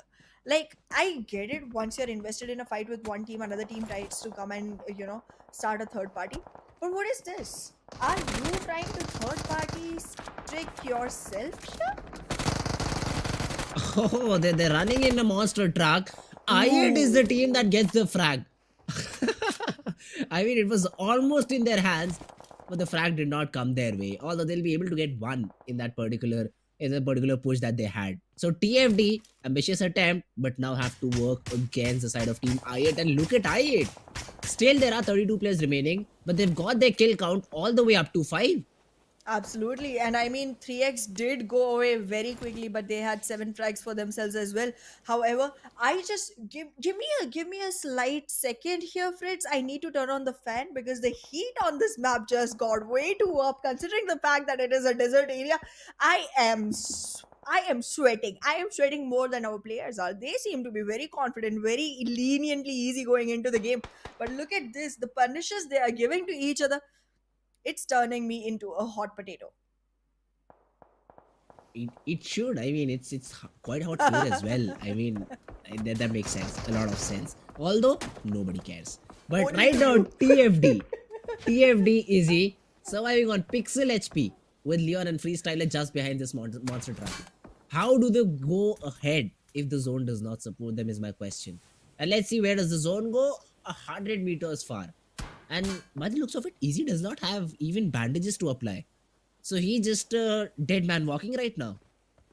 Absolutely. A zombie, if you might want to say. I do not feel like Easy has it easy for himself. He is gonna be in a lot of trouble going forward from here. But look at this. We are seeing our players trying to make their way into the circle, and well, look at the area near Impala. There's a lot of compounds still there with their safety net around it. And those compounds are already being acquired by our early entering teams. X Generation still surviving, and look at that, just 2 players, but still have made sure that the Sunrise Sunset compound is in their control. It's one of the ones with the highest altitude. It will give them easy fights coming into the players. Oh, 141 XJD. He's pushing in. He's looking to take down Asad.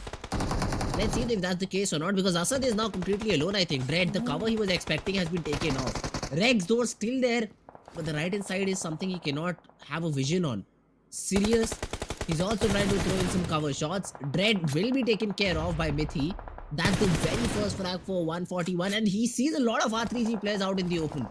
This should be Christmas for the side of Team 141, because there will be a lot of players in front of them. But okay, it's no Christmas. It's no Christmas, it's Halloween instead, because 24 meters is the zone. They have to get in. JD, a good spray. He connects those headshots. He's been able to take down all of the players of Team H2E. They have been eliminated. So what about the zone now? How do they enter inside the zone? Mithi he's being bullied right now. A lot of shots onto his torso. Has only one first aid to work with. Miramar is not giving in terms of medicines. And 141 right now feeling the wrath of the map. Absolutely, they still have all of their players alive, but still it looks like they are not gonna have a lot of time on their hands. Look at I8, already lost one player there. That's one player down already, and they will have to recover him if they want to make sure that they survive with the maximum number of players on their team. Because again, you do not want to be left with less number of players. It does not matter how many frags you have collected. The position points, if they do slip away from you, it's gonna be a really big trade. Look at that, 1 for 1, taking a fight against R3G. There is a instant revival coming in from a teammate, and look at that, Roshan. Roshan's placement is very good. He's gonna be able to make sure that the revival goes down very smoothly, and this is looking like 1 for 1 will not have much chance to actually go ahead and convert that frag into something that actually turns out to be an man count advantage for their team. For now, the revival has already gone in, but Roshan is going to be investing into a fight that does not seem like it's going to be going in his favor. And there it comes. There it comes. The backup support from the side of 1 for 1. Well done. Very well Although done.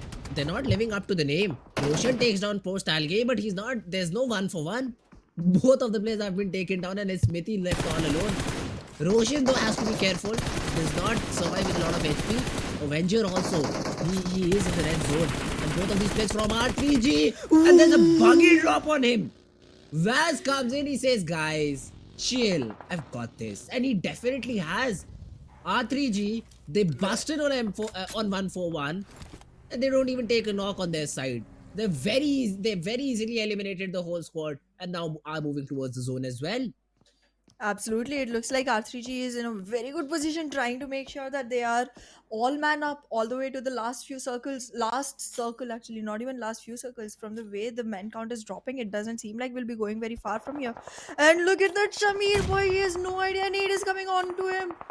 There's gonna be a miss. It does not lose any HP on his body, but they are not looking like they're in a very good position. Their position has been revealed and it's being capitalized very quickly. But look at that, Shamir, but unaffected by the nades coming on his way, already makes sure that he has a frag coming in his favor.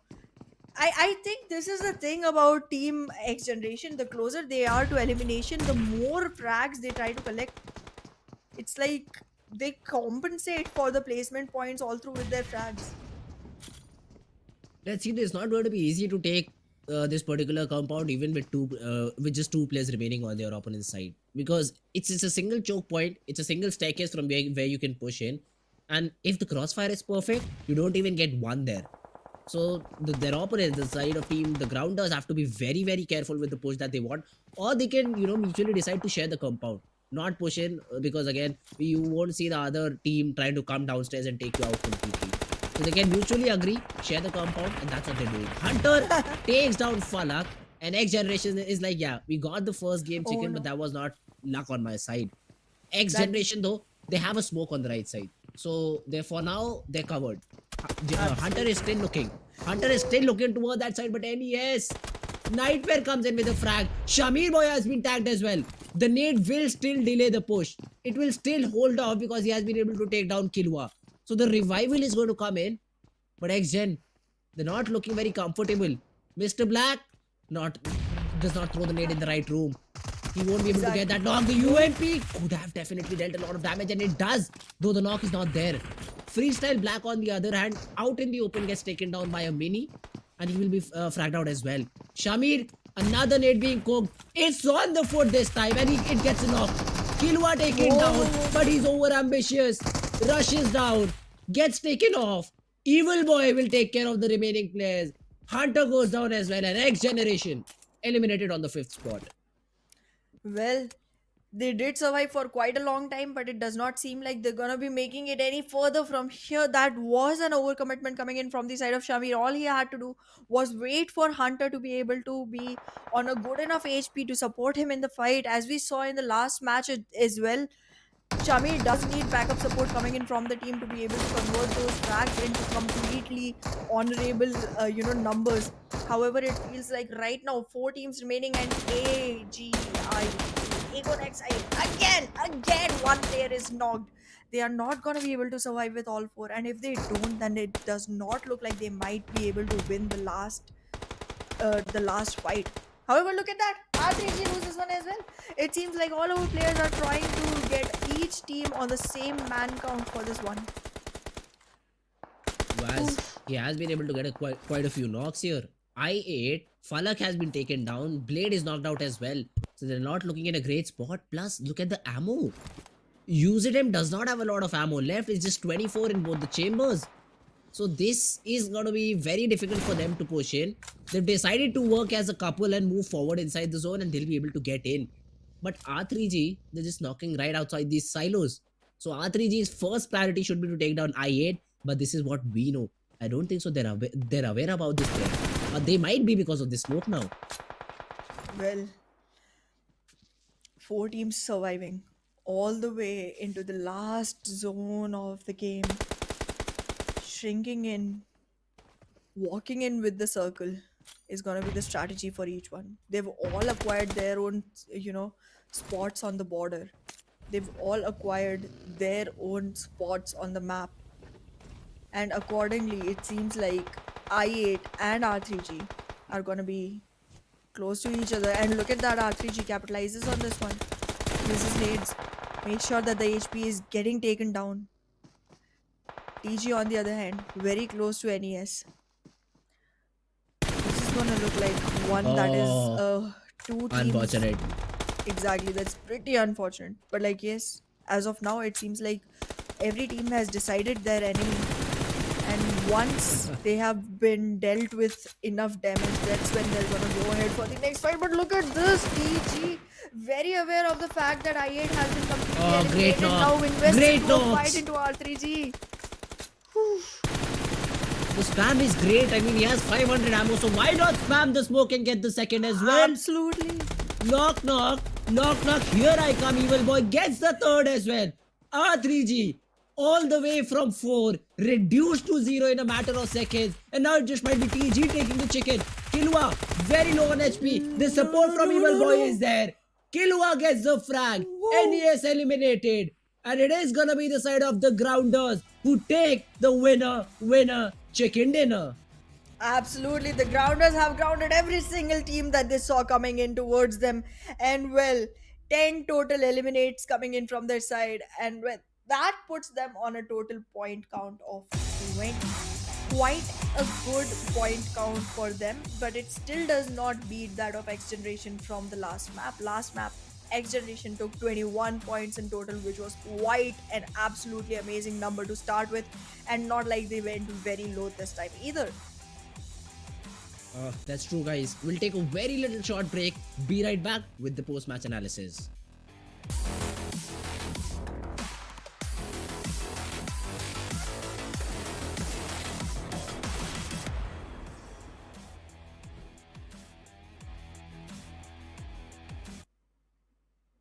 I cannot believe my eyes.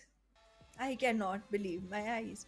I thought R3G had a chance. I Uh-huh. thought AGI8 had a chance. Uh-huh. I thought our teams were gonna be, standing there with their flags in their hands, like Yuri Gagarin and Neil Armstrong, just waiting to be the one that actually goes ahead and puts it on the moon. But no, it was Miramar instead. So they both got knocked before the other two teams, which were not even there with the full man count. Yep. How does that happen?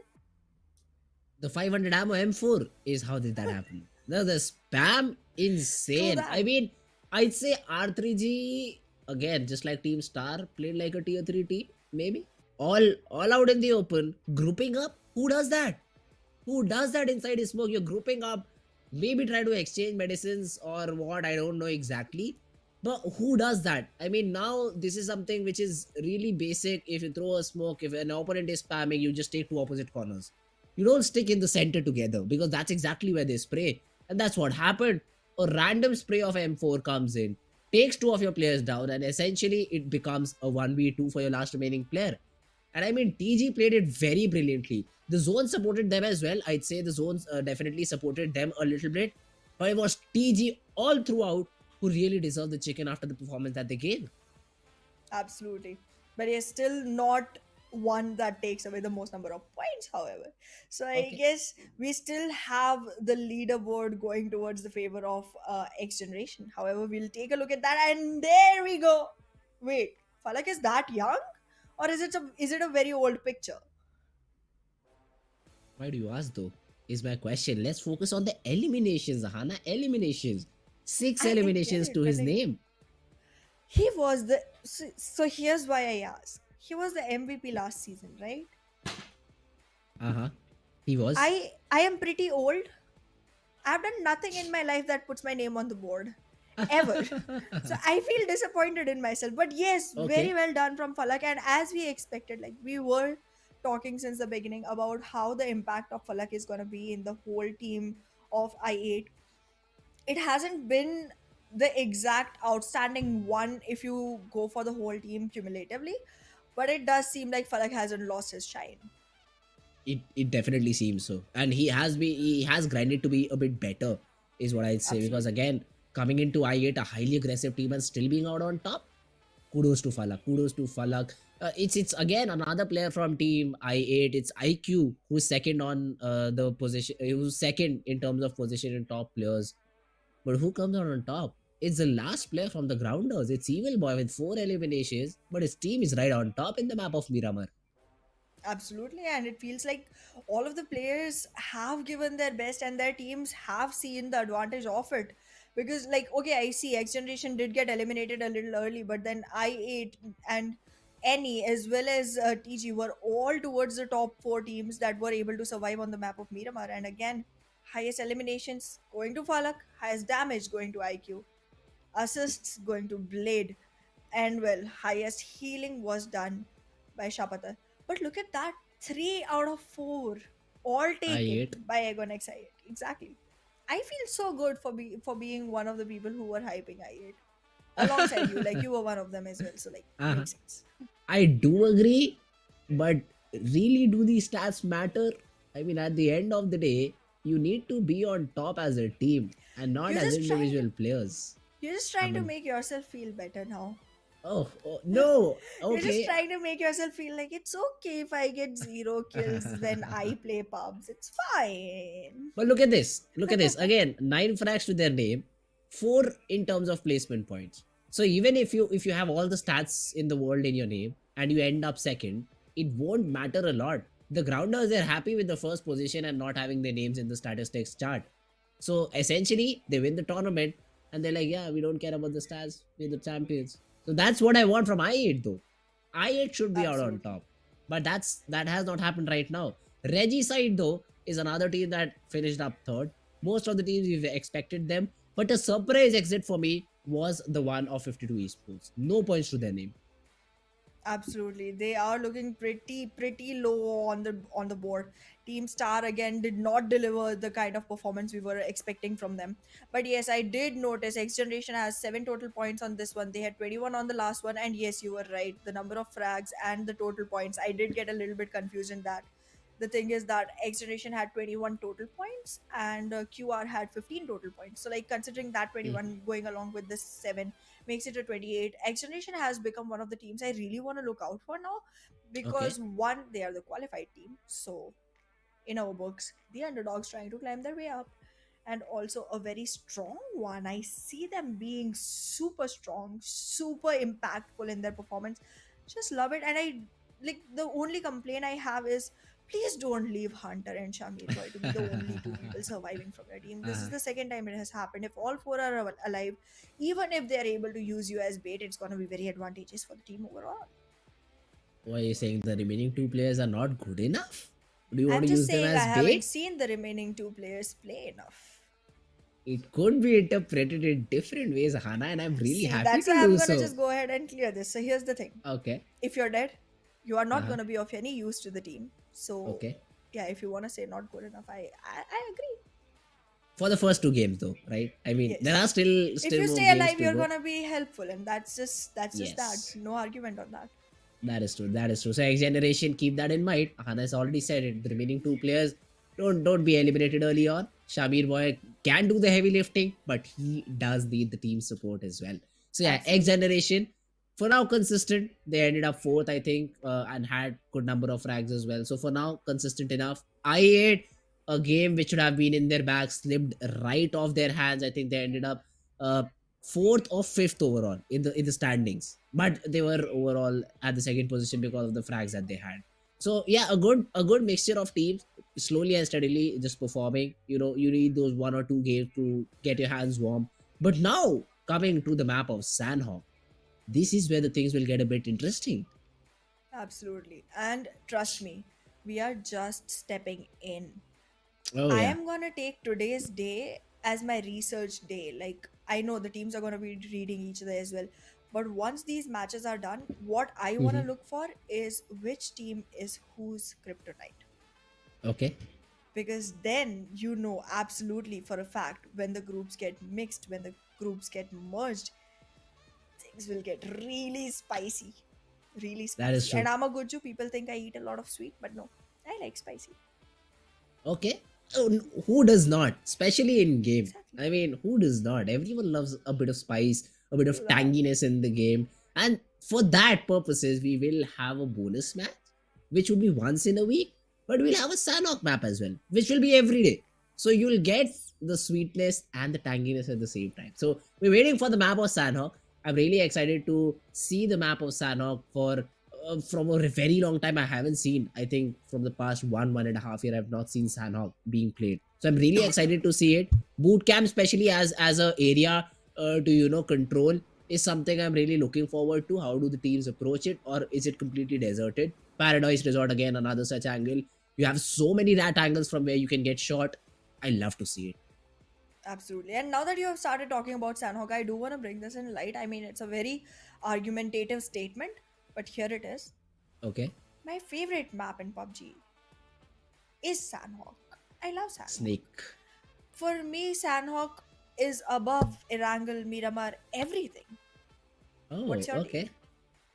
No, I hate it. I Oh hate it my because god. I'm a player. I'm a player who just throws the sprint button on and I just want to frag. And when I get bit by a snake, I cannot even say the words right now on stream which I say for that particular guy. So I hate Sanhok is what I'll say to this particular thing, Hana. You might Okay. be one of the snake, I think. We well, I'm not a Yeah. snake, but I'm a Okay, I very got the down to answer. earth. I'm a very down I to got earth the person. answer. Okay, Uh-huh. that's the reason I lay on the ground. It's not because I'm a snake. Hiss. That's how snakes speak. That's how the snakes speak exactly in the same way. But yeah, now it's that map, and I think I leave most of the work to Ahana to explain you guys why the people are laying on the ground so much. Why are they so down to earth? Because the grass is greener. And sometimes I do even see Yes. tactical switches coming in Ahana in terms of clothes. You Yup. try to have greener clothes in this map, whereas on Miramar I've seen a lot of players with yellow clothes. Don't know Absolutely. why, but I think this helps a lot of the players, I think.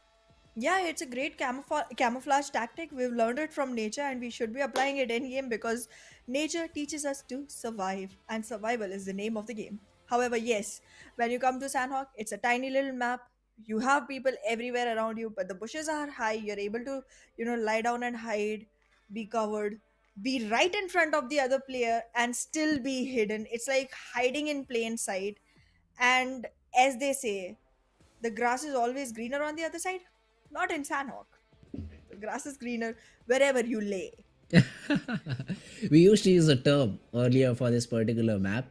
We used to say that Miramar has very little cover in terms of rocks, in terms of buildings in some zones. Erangel too poses the same problem around the region of farm and Pochinki, where we saw the first game end.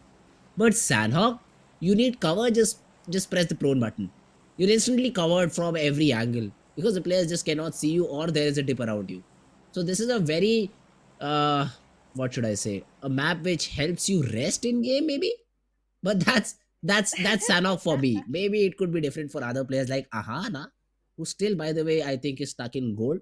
Not not by facts, not Hey, by facts, but these players are definitely higher in ranks, is what I know. hey. That's unfair, huh? That's unfair. But like, yeah, But you're the right. facts, exactly. But the I facts, mean, okay. Look at this. Even though other ranks are better, when you win, you get a gold medal because gold has more priority. So I am a gold, and I'm proud of it. But not look in at this our game players. though. They are going all the way up because this was a northern flight path, and all our players have chosen to stick to the northern sides. However, again, Sanhok being one of the tiny little maps, a cute little chubby map, players get to go wherever they want without giving a care to anything around them. And that's exactly what happened. And as you were saying, bootcamp gonna be one of the best places to see initial fights. And that's exactly where we are. Team QWERTY and 3x. Same compound, right in front of each other. I am waiting to see when this starts off. Already it did. Ooh! There we go. Miracle down on the ground. Ah, QWERTY, they needed an opening. There it is. Zarbav though is in a position where he could play the spoil sport. Although he has a lot of players heading towards his way, so he ooh, needs to be spotted. careful though. A DBS. Voltrax does not have a lot of ammo in that DBS. He needs to be careful. Khan finally moving forward with Voltrax. He wants to get that trade at least. The player is still knocked out, so still the revival has not started. I think the side of team TUF also have also heard the shots and they do want to join in because I see Virus in the background. Pop though right now, still playing around. Jaideep gets taken down from TFD as Star Fury draws the first blood in the map. Absolutely. We are seeing our players step up and just take those fights. They're investing completely into it. It feels like Sanhok is one of their do or die maps. They're not waiting for cover. They're not looking for places to hide in because they know the moment you lie down, you are safe. This is not one of the maps which is going to punish you for that. This is not one of the maps where you feel like patience is not the key. Look at that early commitment and all the Two players way down. in. Exactly. Two players down on each side, and it's like there is no falling back. Oh my god, Oh, that was not a very calculated move there. Oh god. Oh god. Mongo. Mongo. You no, no, no, not that much. Not that much. Now 3x does not stand a chance, and none of their players stand either. That was a very quick elimination. Voltrax being a key part in that. plus the DBS, obviously. I mean, Yes. how can we forget the DBS, the perfect weapon for the job in these compounds. H2E though, on the other hand, they're also doing their job. They're also getting those frags. So all of these teams have started off early on, have started off to get those frags early on. 8 players have already been eliminated off the server, and that's a good start to the game, I'd say. HR versus H2E. Rex has been brought back up, but he does not get enough time to Ooh. reset. Next MVP comes in with No. the Tommy and gets 2. Even Asad goes down. H2E left with just Dread to his name. Well, this does not look good for H2E, and well, it is already looking like our teams are not in the mode to stay alive for long. This one does not give them a lot of chance to stay alive because, again, the fights initiate very early on in the game, and as we have heard before, this is not one of the regions that goes for heal battles when it comes to Sanhok. We're seeing them investing in early fights, and then just finish it off, take a flight, go to the next one, and then again rinse and repeat of the same exact playstyle. I mean, like, you're getting a lot of blood on your hands taking all those fights, fracking out all those players, and then in this particular map, they're not even washing up after that. They're just like, oh yeah, fine, we're gonna have another one coming in very soon. I'll tell you the mentality behind it. Why waste water twice when it could be just be done once? Tell me that. Get 20 frags. Wash all I the think blood you're at the not same one of the time. people who showers regularly. Not at all. You got me. You got me there. But yeah, I'm with nature. I love to save water. I Yeah, mean, how am I yeah. wrong there? I love to save water. It's scientifically proven we don't need to shower twice every day. That's Or true. or, You or, are or with nature. once. You are a monkey. Good one. From my side would like to give you a point for that.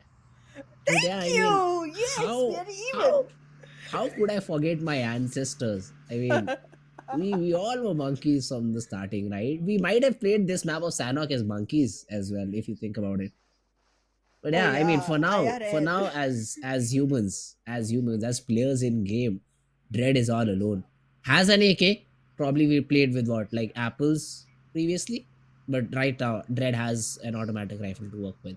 And HR, if they decide to all share a vehicle, could be treacherous, could be disastrous if Dread is able to land a good spray. Two of the players have decided to. I think Tears is also joining. This could go very wrong. Tarzan though is also surviving. Okay, so H2E. Now with just one player, they have two players standing. Dread making sure he still survives and not goes for the spray, not goes for the ballsy play. Lays down in the grass just like Ahana did, and is surviving for some points. Personal attacks. No. Okay, well, you Huh? can. I've Okay. attacked you Uh-huh. personally as well. It's just you're more bruised and injured. Anyways, going back into the game, the Uh-huh. Okay. most injury has been to 3x. They were eliminated so quickly. And if you take a look, since after them, nobody has been eliminated. They were the first team to get off of the map, and it's been a while since they were taken off. No one else is following in their footsteps. It is devastating and heartbreaking and nerve wracking and all the other synonyms that you can find in the thesaurus for Team 3X to have lost all of their players so early into the game. I don't think their survival time even crossed 1 minute. Oh, so many Hanas around. Look at this. Oh, Two players. I do see two snakes in the grass right now, isn't this your which favorite are place now just because it keeps you around so many Ahanas? I know not I'm your really, favorite person even though you don't say not it. not at all, not at all. But I am really feeling bad for Team Agni though if they walk towards that particular area, which it seems that they won't. You never know. I mean, it's better to have information about snakes than running into them while they're laying down because Well, they do I take you down mean, very quickly. I knew that I was gonna love Sanhok map even before the map was released because I am a Harry Potter fan who has been a Slytherin since day one, and I guess that's the reason Sanhok is my go-to map for whenever and how many times ever I want to play this game. However, going back, Even Harry I Potter was scared of the magical forest though. that's true, and that's why he wasn't a Slytherin. I am. So you accept you're a snake, right? All right, yeah. I mean, if I have as slick back hair as Malfoy, definitely why not? Then we know that you're lying because we've seen you on camera. But wait a minute. There's the Ooh! snake I was talking about. Evil Boy gets one, but there's no one to support him. Unfortunately, he gets taken down. The Destroyer. Destroyer, a free frag walking towards him. Mars gets taken down as well. Would love to hear the comms of Team NES right now. Would love to hear them. But we cannot, unfortunately, though. The Grounders. Very, very bad start. Two players have been completely taken down and only one frag to their name. Exactly what I was thinking. Like, it's been a while. Every team we see, they have one defeat to their name and they have two losses on their name. And this just does not look like a fair fight for any of the teams that we are spotting. And I want to know which is this team that is going on capitalizing in the number of frags. And look at that. Did you just fall down, Jalad? He did. I mean, I did talk about being down to earth. I did not mean about being inside it. Excuse me. No, he fell on the ground, not inside the ground, Hana. Come Yeah, on. but if he dies by falling on the ground, then he's gonna be buried inside the ground. So it's like No, they get converted to a eventual. crate, a green crate. That's what they get converted into. Not inside the ground, still on the ground. But what is True. this from Izzy? He's swimming. He loves water. I think he's not eco-friendly like that. But yeah, his teammate is. He was running just on the shore. On the other hand, NES losing two players to the side of 7th Element. Tabby, a very known name to me. I don't know why, but I have seen this player earlier. Divine as well. So 7th Element, a very, very known spot for me, maybe. They've got those two defeats early on and are still standing with 4 players. That's great news.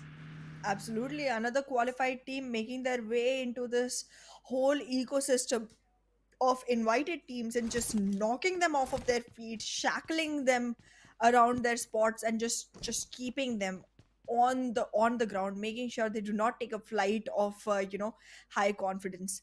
Look at that. Team Grounders pretty far away from each other at this point, and if anyone was to attack them from the backside, if it was to turn into a backstab, this would not look good for them because there is no support that can arrive on time.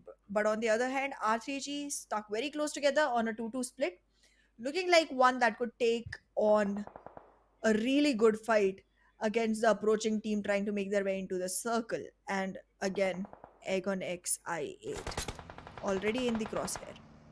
This does not look like I8 is having a good start for the tournament.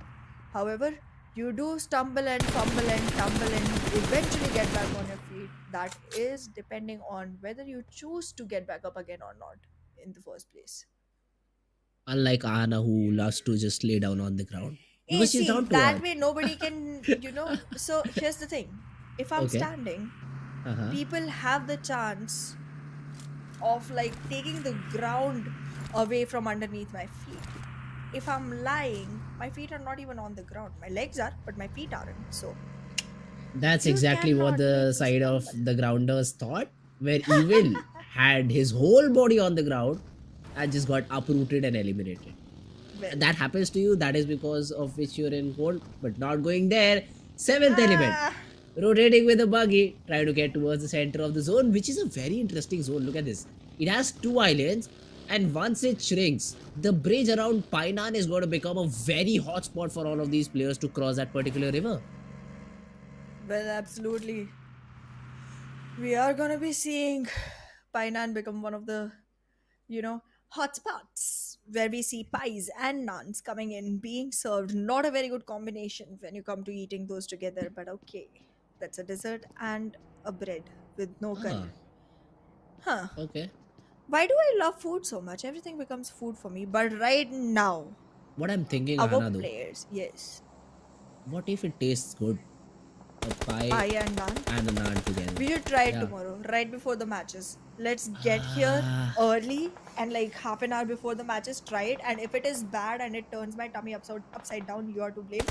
However, right now, the tummies of our players are filled with butterflies because they are trying to look at each other with the very glistening eyes of another prey.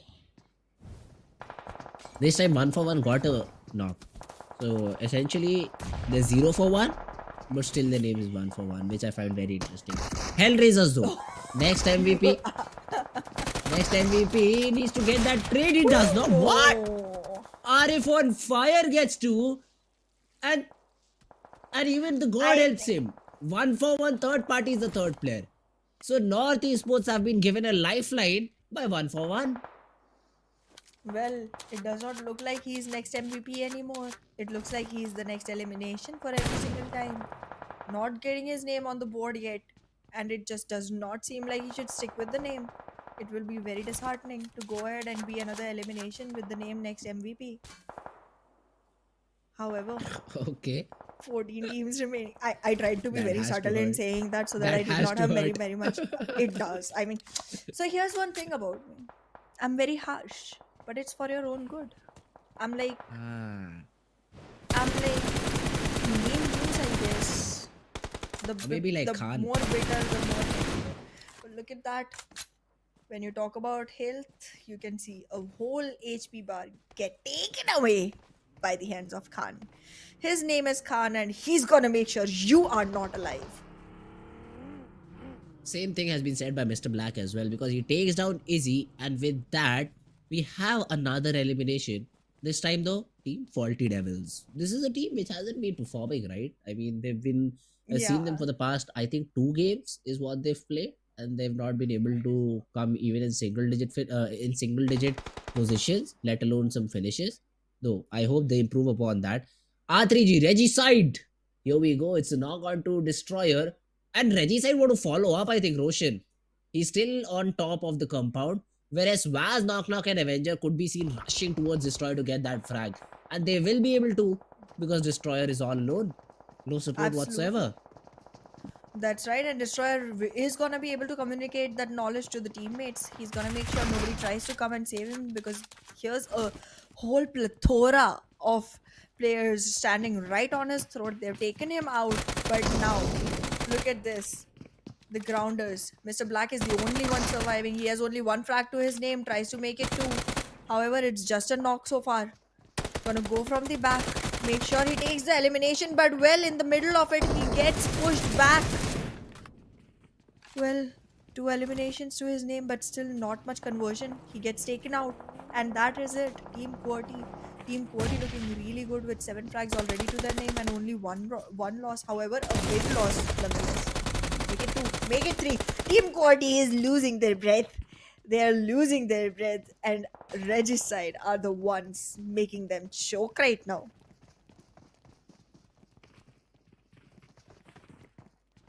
Well,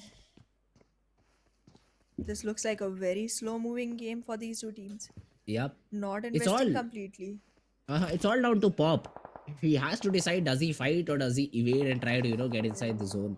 Because still there is a player from Reggie side. Knock knock. Here he comes. He doesn't knock though. He barges in with the gun, which is wrong according to his name. But even Reggie side are getting taken down. Avenger goes down. Vaz goes down. So Team BABLU gatekeeping the side of Reggie's side. It's all down to Knock Knock, who takes down Pop with the DBS. But now is the last player standing for his team. Knock knock shot pop. That's gonna be a very good tongue Oh, twister. Knock knock yep, shot pop. However, that is true. Team BABLU, their logo is so aggressive. I was expecting way more from this team. Did not deliver yet, and I feel like my hopes are coming down for them. I don't feel like I'm gonna be as strongly looking forward to seeing some miracles coming from their side anymore. They are not delivering to the mark that I was expecting them to, and with that, we see another disappointment coming in with NES already getting taken out. And QWERTY, what just happened? How did QWERTY lose it? Oh wait, yeah, we did see it. Yeah. My bad, my bad, Uh-huh. my bad. All good, Hana. No problem. We give See those that? to snakes. This is something we were already talking about. Like we've reminded the players twice already. If you're dead, we don't remember you anymore. So it's Oh just yeah. That's true. That's true. RIP, I guess. Now that could be Team Bablu as well. They're trying to take the shore. They're trying to swim through the river maybe. And that could be really harmful because you have Team Magnus, you have Team I8 who are looking this way down. Also another team, I can see them on the mini map. A close-up would be nice. 70, I think, is the one holding the shore. So it's not going to be easy at all for any teams to come their way. And let's see how does this compound hold pan out for them. I8 also has a compound. Magnus, they're fighting it out against Team Star. Star, they really had a good option in the map of Erangel, but they just threw it completely. Let's see if they do the same thing in this map of Sanhok this time. Reviews, He's taking a spray onto the side of Team 7. He would try to use that buggy on a bridge in the 5th zone, I think. That's just madness that they're trying to attempt. Well, this is not looking good, not looking good at all. All our teams are in a very bad situation with so much presence around them. Team Team Magnus already very close to each other, trying to approach each other at a very fast pace. Zibian being one, standing there for the support, and Zen Drawlin already approaching the rest of the team, while Team Star is still waiting for the players to come together and take this fight. Oh, they've already diverted their attention towards 52 Esports. And look at that. Magnus Drawlin, that nade. Why? His No, teammate. no. I don't even want to talk about it. Oh, the player go. Oh, that has to hurt. It's Zibian all alone. Because of a nade from his teammate, he's all alone. He gets a frag. Okay, he confirms a frag. Oh, third party. What? This could say, okay, it's not a third party. Zibian with some shots. And What? Zibian, what? He clutches it out. A 1v3 from Zibian to save his whole team, Hana. Exactly. I mean, you could have literally timed a nade well and gotten rid of every single one of them, but Zibian is going to be making sure that his bullets go faster than your nades and that just hit you right in the head. It makes sure that Zibian is able to make all of his team come back to life, and again, the zombie squad comes back into the game. However, it does not seem like a lot is still ruined for them. Take a look No. at this. Take a look Oh. at this. There are 7 frags, 6 frags, 5 frags coming in from the teams of QWERTY, Star, NES, 7th Element. All are buried deep in the ground. And Magnus, all of the players alive, they've only fragged out 4 from the opponents, but still looking pretty strong. And Team BABLU losing one after the other, losing players one after the other, and it does not look good. And all the revivals that Zibian went for, they're turning out to be really good choices. Because look at that, Zen already starting to convert frags for his team. Oh, the legs. The footwear, I'd say. That Hana really liked. Got some damage done onto Chotu. But yeah, I mean, he still will be able to patch himself back up. The question is, will he be able to get the revival? Because Hassan is just around the rock. But the thing is, Magnus is all watching onto Chotu right now. So getting that revival is not going to be easy at all. But let's see if he's able to at least attempt it or not. Magnus have a good ridge. Plus, I think they have the zone as well now. Chotu, oh, he's being targeted. He's being shot down. And that's Zen with a frag. Magnus with 7 frags overall. Now rotating inside the zone as well. The only team I think that they... Okay, not only. There are 3 teams with 4 players standing. So BABLU should play the spoil sport right now. Just be the Ahana in the grass and try to let the other 3 teams fight it out, and then somehow suddenly get up and get some frags and get the chicken. Maybe that's what Wasi does here. Look, he needs to do that because his team is still learning to walk, still learning to stand up for themselves. So he does have to stick to crawling on the ground. However, right now, I do not feel like I have very high hopes for 1-for-1. They haven't delivered in the last 2 matches, so I do not see them being one of the teams that goes ahead and makes sure that they're getting, the chicken dinner for themselves. Watch However, them win. AGI8 and Magnus Esports are both some teams that I have expectations from. So for me, it feels like the prediction for the last circle, for the last zone, is gonna be AGI versus Magnus. However, we can be wrong because the last map we saw it happen. R3G and AGI8 were our calls, and they both got taken out at 3rd and 4th positions. Watch Sad day for 1-for-1 win Casters. this. Don't do that. Just watch. Yeah, you've already said it, so it won't happen because Casters Cast is a real thing. And look at that. Sirius already gets taken out. Sirius is seriously not gonna be able to contribute anymore for his team. And Mithi getting knocked all the way down to the ground. And now it's just 2 more players remaining from the side of 1-1. And for once, my prediction falls right. It's gonna be AGI and Magnus fighting the last fight for this one. But look at that, AGI making sure that they are able to take a 3rd-party advantage onto Magnus. Already knocked. Faster 20 down. Oh, the nade. It takes him down. And Aiko does not know. JD still survives. It does not. Mithi, it's a 1v1 or is it? I think it is a 1v1. Both of the players are down on the ground. Falak is left all alone. JD needs to leave the rock. I He put needs my to money come on in, Falak. fight.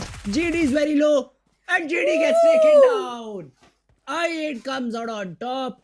But almost 1-4-1, almost forced Ahana to eat her own words. Almost being the keyword here.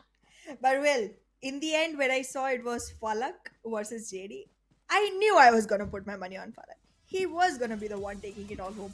But there it is, the winner chicken dinner coming in for the team of. I think there's a little bit of problem here from the technical side. It is gonna be Team Agon XI8. You Yup. can ignore the screen for now and focus on us unless you've already muted us because we're annoying, but that's just that's your bad then. Yeah, I mean that was it for game number 3 though. We will be jumping to a 15-second break. Be right back with post-match analysis.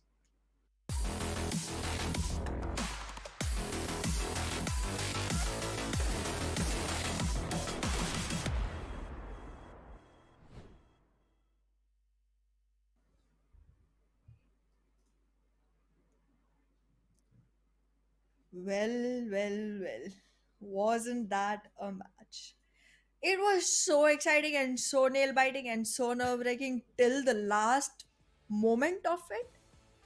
It was so indecisive till the last Uh-huh. breath of it that somewhere even we made a slight little tiny bit of a mistake, and it's forgivable because this wasn't our fault. This was the teams. They just made it so Yes. damn impossible for anyone to focus anywhere other than their fight.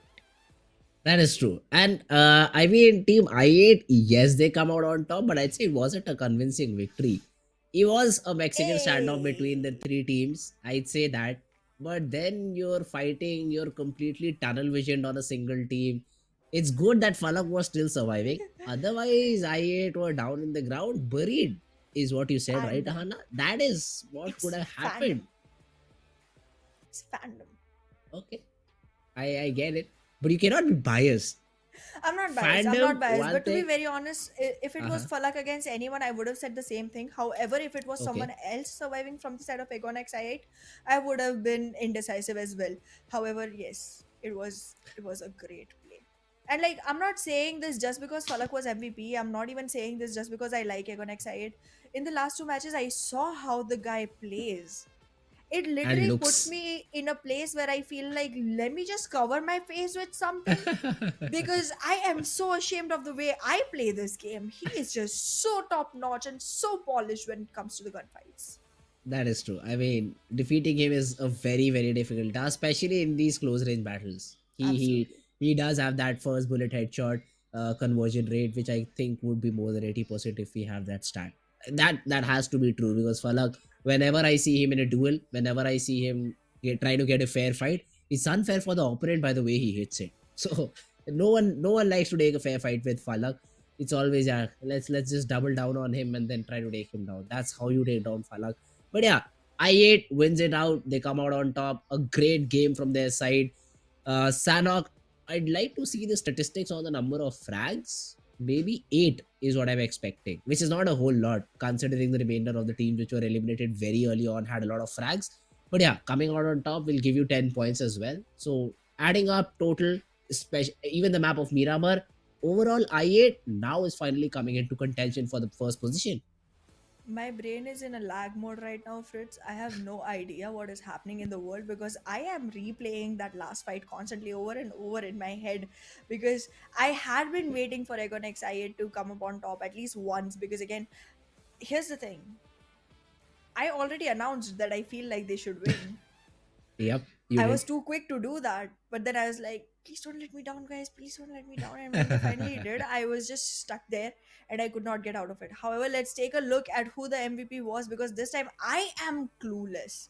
I am Falak. clueless. I I don't know. think Falak. It can be Falak, and well, it isn't. It's Zibian because we saw him do Oh, that. okay. We saw Yep. him take Yep. that whole squad down single handedly, trying to clutch the whole round for himself. Yes, okay, my brain has started working again. I can now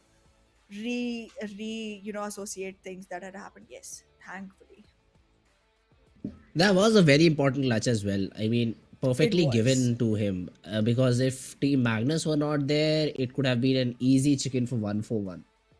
Was a very easy fight against Team I8 is what I thought. But Magnus made it interesting. Team Magnus, they were the first ones to take the fight as well. I think they were able to take the two players of I8, one player of Team 1 for 1 as well. So they were the ones to initiate, but then they were, fired upon from two different sides. So that's the drawback of it as well. You get fired upon back because obviously opponent team is also here to play and get them frags. And Magnus were eliminated on the third spot. So they would be in a good spot for this particular game, but we'll definitely have to look for the overall standings. But for now, we will look at the remaining players who made an impact in this map of Sanhok. The remaining four players, the top five players. Zibin obviously the one on top. Arif, a surprise addition from North Esports. Falak from I8 expected. JD from 141 and IQ from I8 as well. Well, that has been quite a close, race between JD and Falak, not only in the impactful players list, but also in the game because they were the last two people surviving. And again, I am very happy to see that 141 was finally able to make their name into the final three teams, and that just gives them a good head start going forward into the game. But yes, I am seeing a good momentum starting in for the side of Magnus and Agonex I8. These two teams, they have taken their time to get back on the stage, but once they did, it feels like they are looking for the podium. They're rooting for the podium because that momentum is looking really strong, really, long run momentum coming in from their side. The consistency has just started to build up for them. And well, talking about the consistency, talking about the build up, here it is. The highest eliminations coming in from the side of IQ, Yeah. highest damage coming in from the side of RF. Zibian has the highest number of assists, and well, that makes a lot of sense. And Falak, oh my god, wait, what a second. Wasn't he supposed to be the one who makes damage and not heals it? Hey, sometimes you have to take damage to dish out some. Well, That's what Falak did right here. On top in terms absolutely, of highest absolutely. healing done. But yeah, talking about the match There ranking it on top is. is gonna be Magnus Esports. They had good eliminations. They had good eliminations to their name. So obviously on top with 16. I8 had only 6.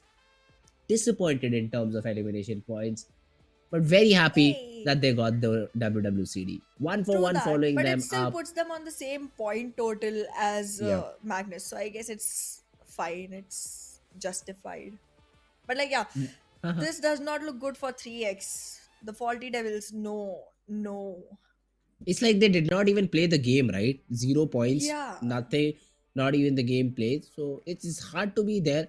Team Tough at least had a single point. This could make a lot of difference in overall standings and those hefty little dollars.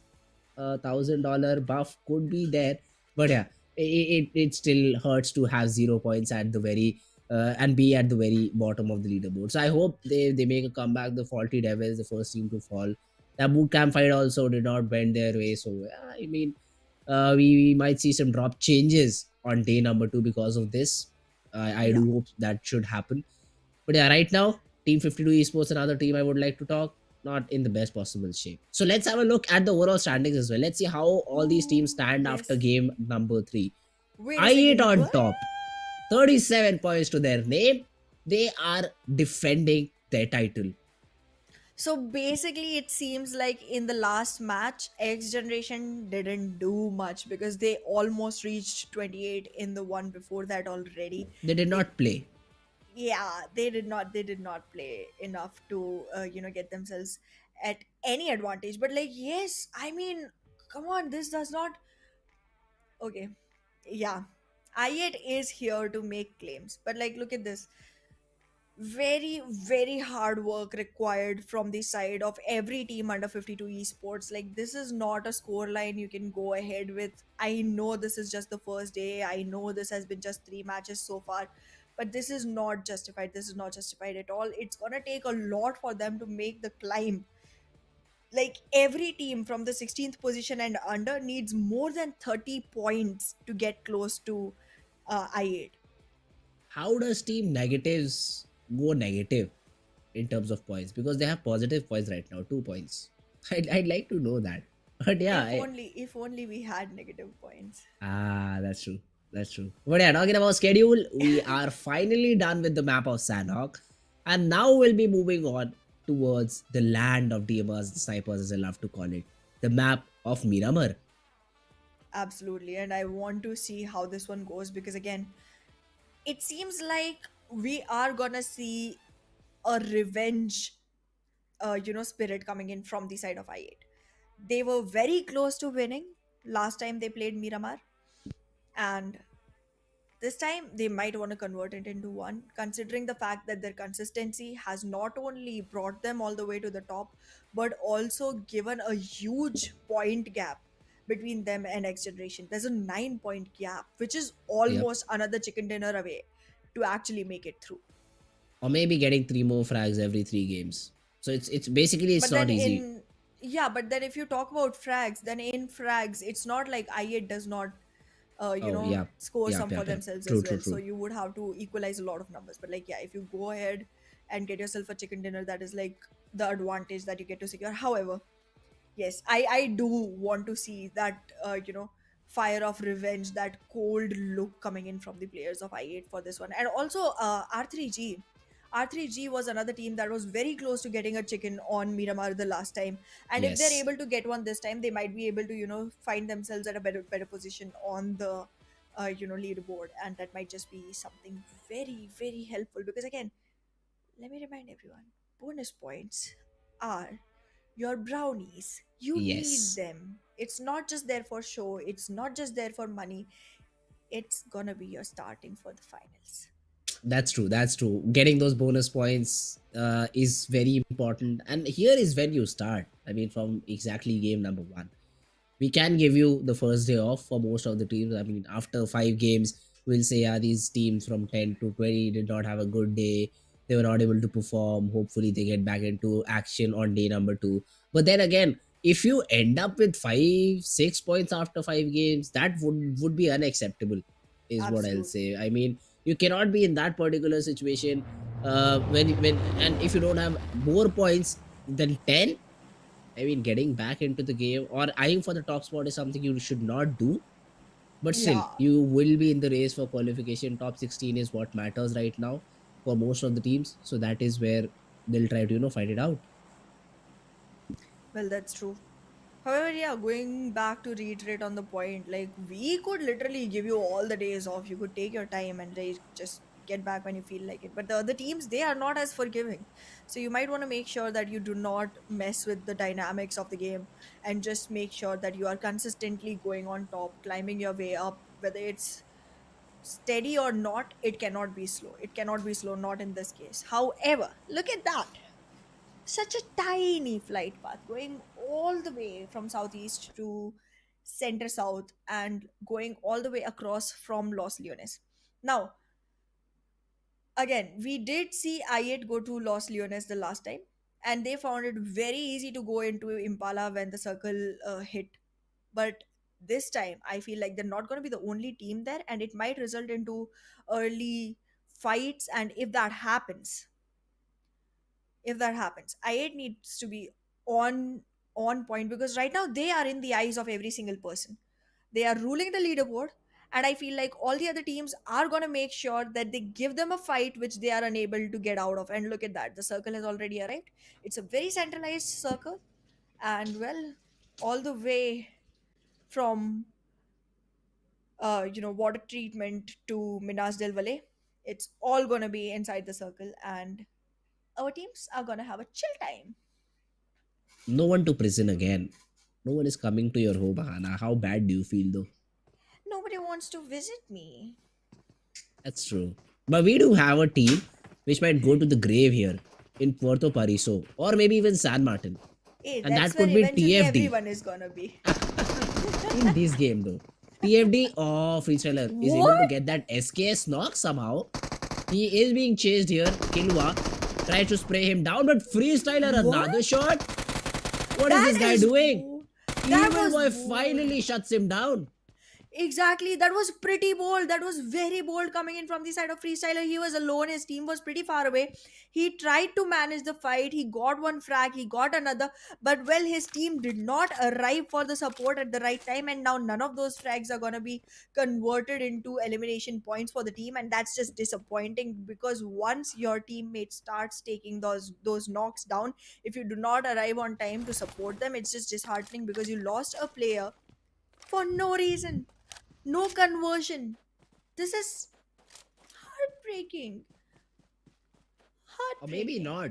Freestyle, they're here to take the revenge on behalf of TFD, and here we go. Fezzi is able to get the first one onto Destroyer. Evil Boy, he's looking for a trade here. But does he be given one? Drop Shot has just a shotgun in his hand, so he needs to be as close to the action as possible. Okay, no, he has an AK. Oh, I think I saw a shotgun, but never mind. It's an AK and a UMP combination. Chapu gets a raid onto Evil Whoa, Boy. whoa, whoa. Freestyle, they're here to wrap things up. Fezzi, yes, he will be taken down, but his teammates are there to get those trades. But it's TFD, the team who took the early two eliminations on their side, to come back, sting the players of Team Freestyle in the back, and take Fezzi off the game. Well, they do take one player off, and this does not look good. You have two frags on the cost of one player. Does not turn out to be a very beneficial trade going in the long run into this game. But look at that, trying to make advantage of higher ground, make all the peaks that are possible to make sure that TFD is paying for whatever they've already done, trying to deal out the instant karma right here. Look at that, spots out easy and just shuts him down that easily.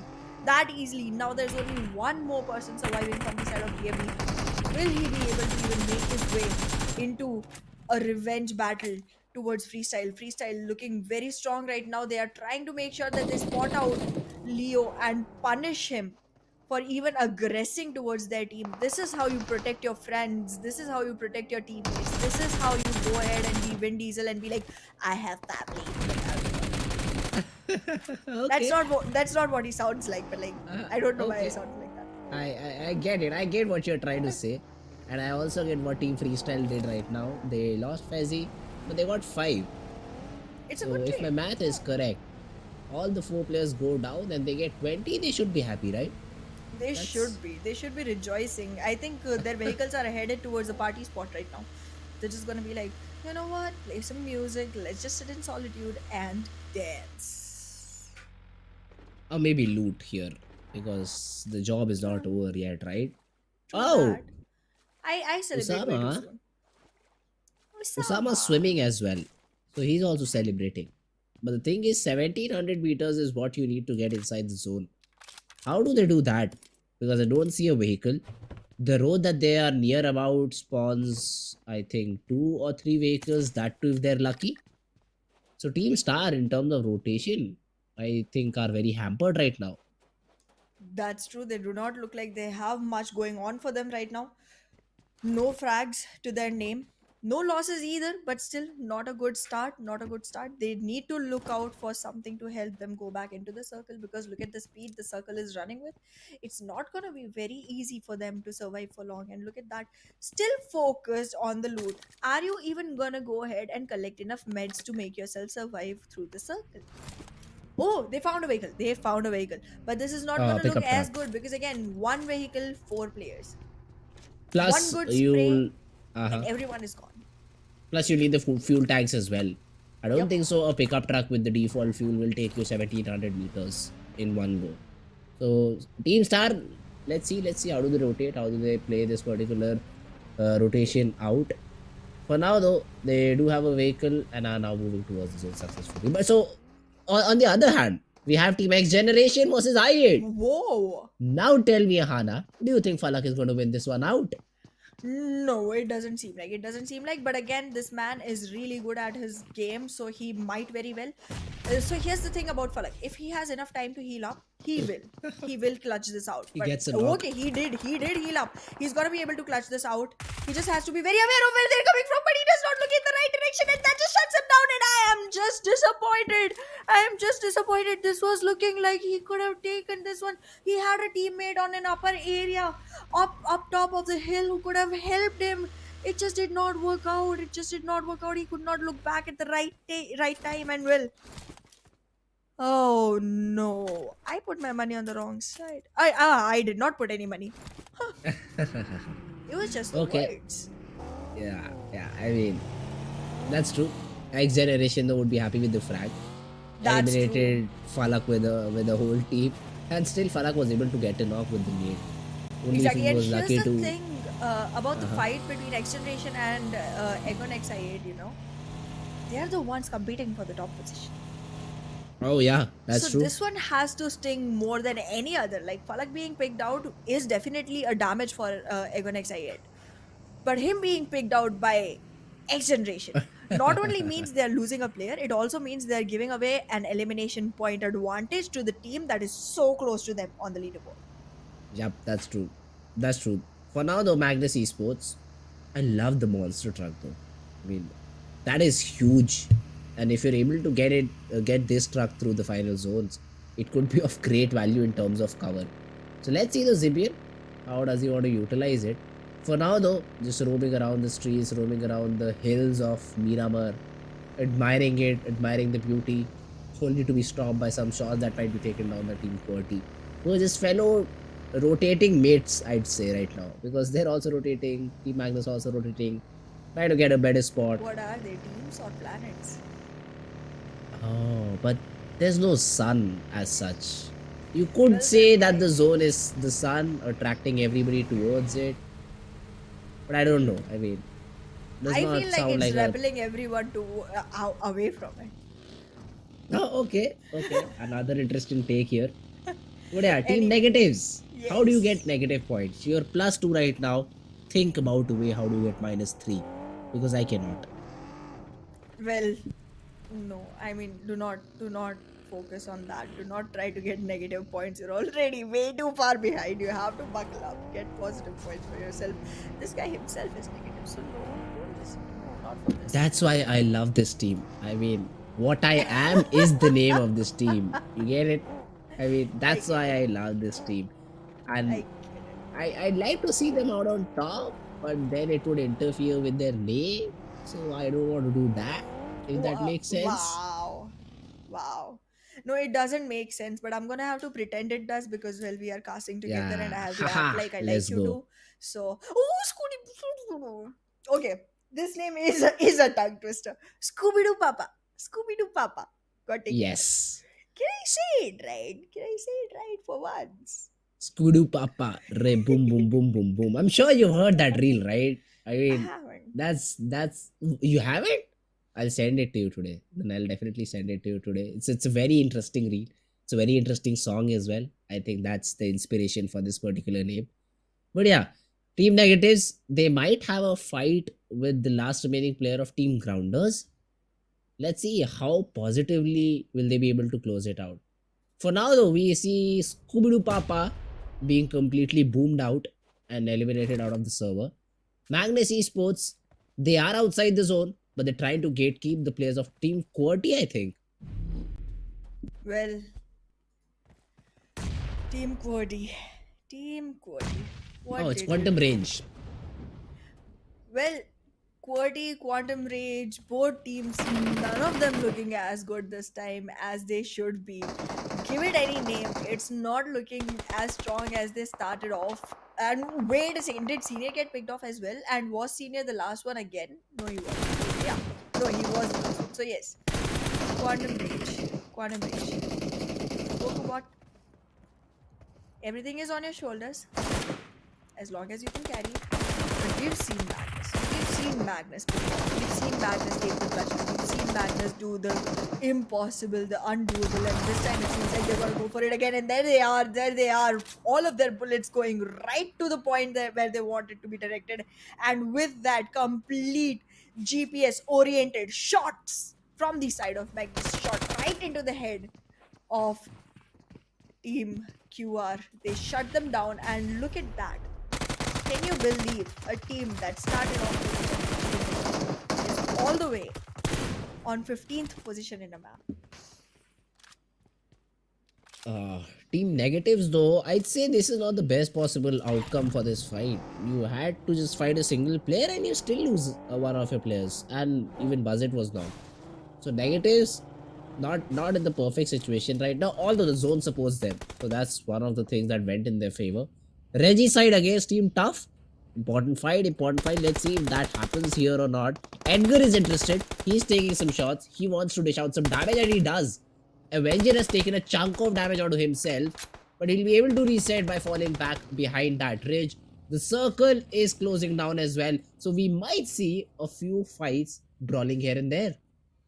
Absolutely. However, with the number of players still surviving, with the amount of area remaining to their name, it seems like our players will have to bite more than they can chew. It's gonna be fights left and right. They're gonna have to find out the exact position to take the fight from and how to withdraw from it. They cannot invest into any fight without a plan of escape out of it, without any exit strategy, because again, this is gonna be a lot of players in a very little land area, just like the most populated countries of the world. It's just dense, it's just dense, no breathing room, no wiggle room. All you do is make sure that you take your shots and fall back.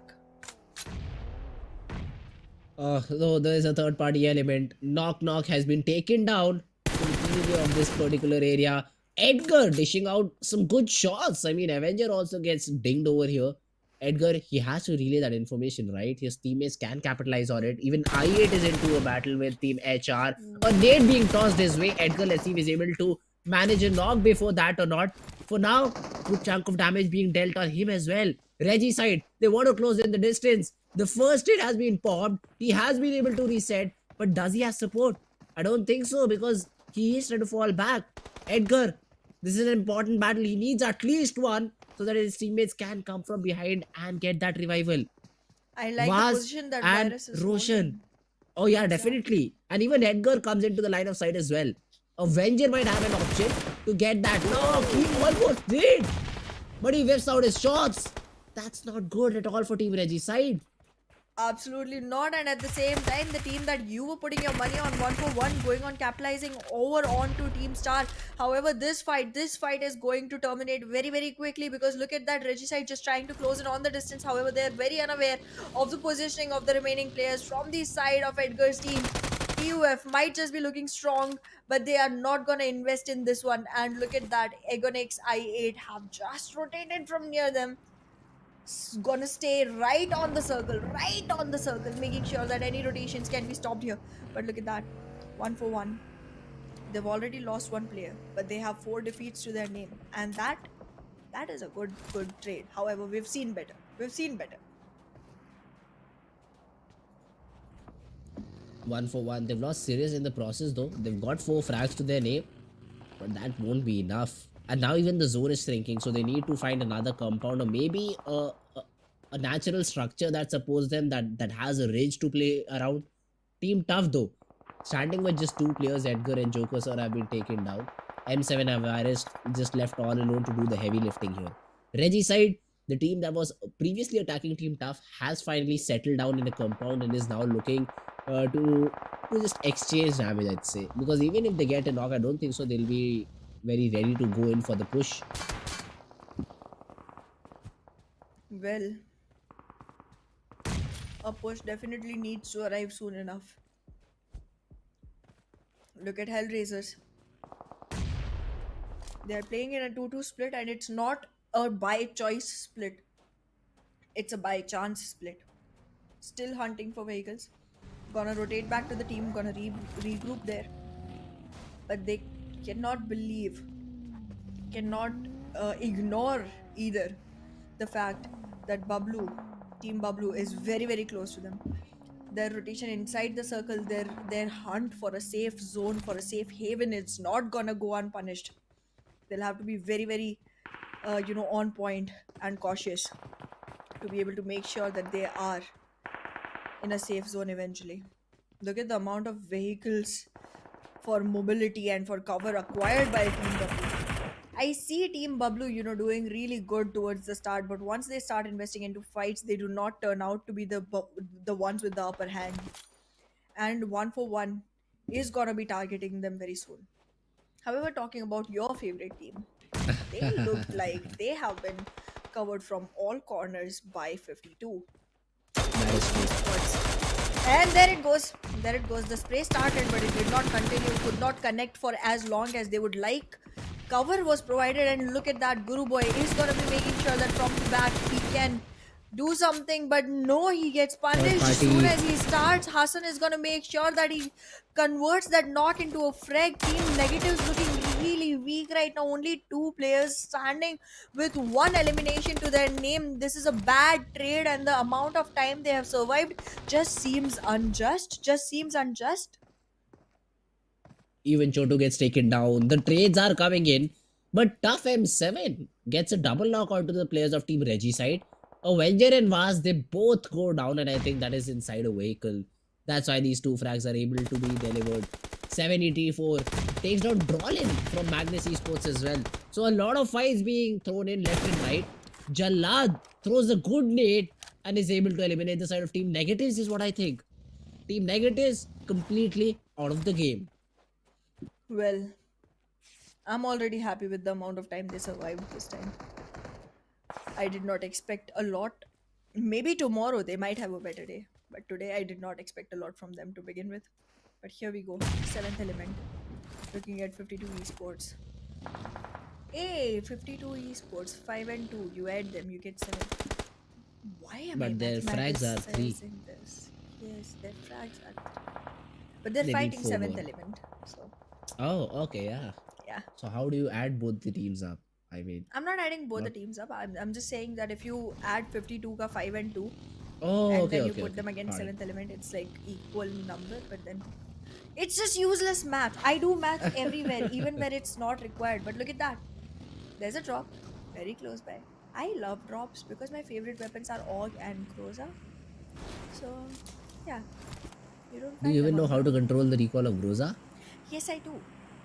Ha, you think so? I Ha, don't. I don't believe you. you don't have to believe me. I'm not here to prove anything to you. But these teams, they Oh have a yeah, lot to prove. They have a that is lot true.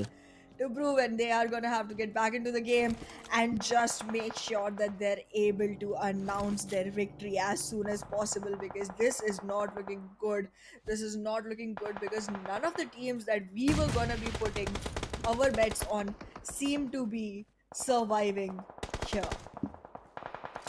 Let's see drop shot. He's dishing out some nades here and there, but he's getting shot in the back as well. 52 esports.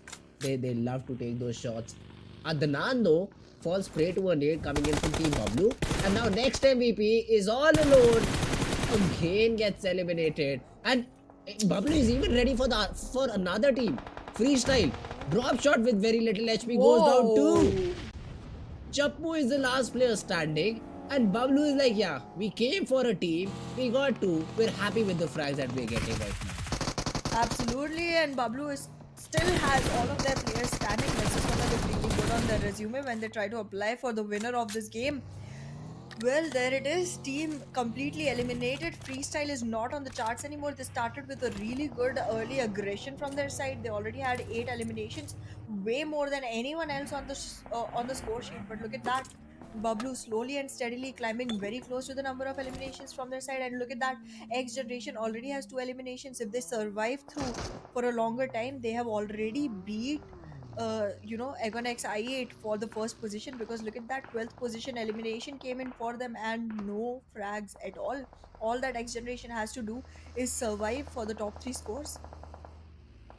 But I don't think so that is going to be their goal right now. They'd love to get that Yeah, WWCD for themselves.